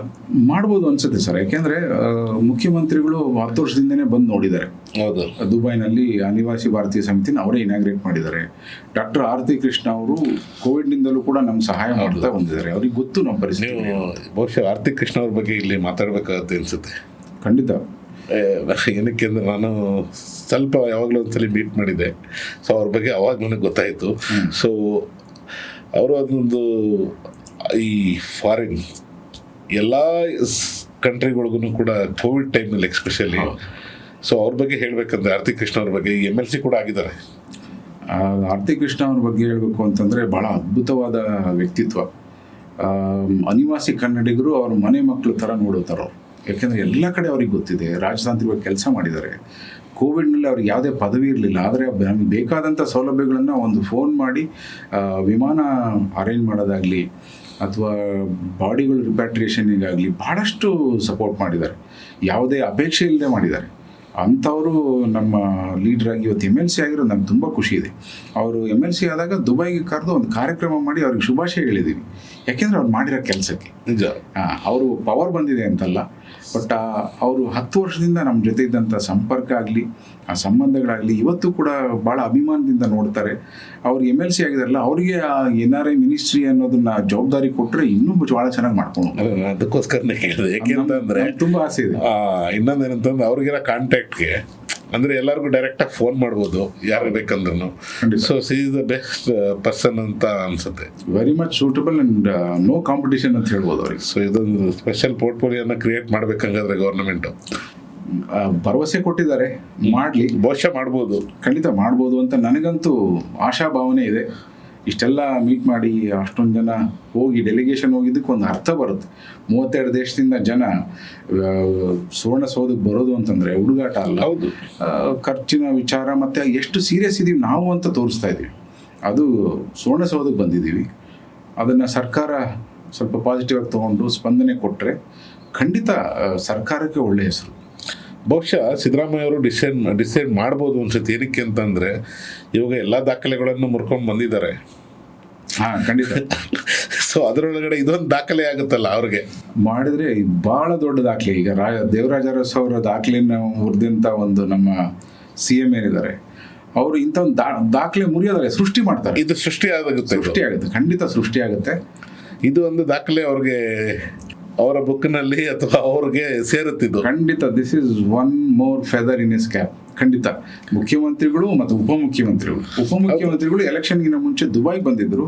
ಅವ್ರಿಗೊಂದು ಸ್ವಾಗತ ಕೋರಿದಾಗ ಅವ್ರಿಗೂ ಹೇಳಿದ್ರು ಒಂದು NRI ಮಿನಿಸ್ಟ್ರಿ ಮಾಡಬೇಕು ಅಂತಿದ್ದೀವಿ ನಾವು ಅಧಿಕಾರಕ್ಕೆ ಬಂದರೆ ಅಂತ. ಬಂದಿದ್ದಾರೆ, ಖಂಡಿತ ಮಾಡ್ತಾರೆ ಅಂತ ನನಗಂತೂ ಭರವಸೆ ಇದೆ. ಸೊ DK ಶಿವಕುಮಾರ್ ಹೇಳಿದ್ರೆ 100% ಆಗುತ್ತೆ ಅನ್ಸುತ್ತೆ ಬಹುಶಃ.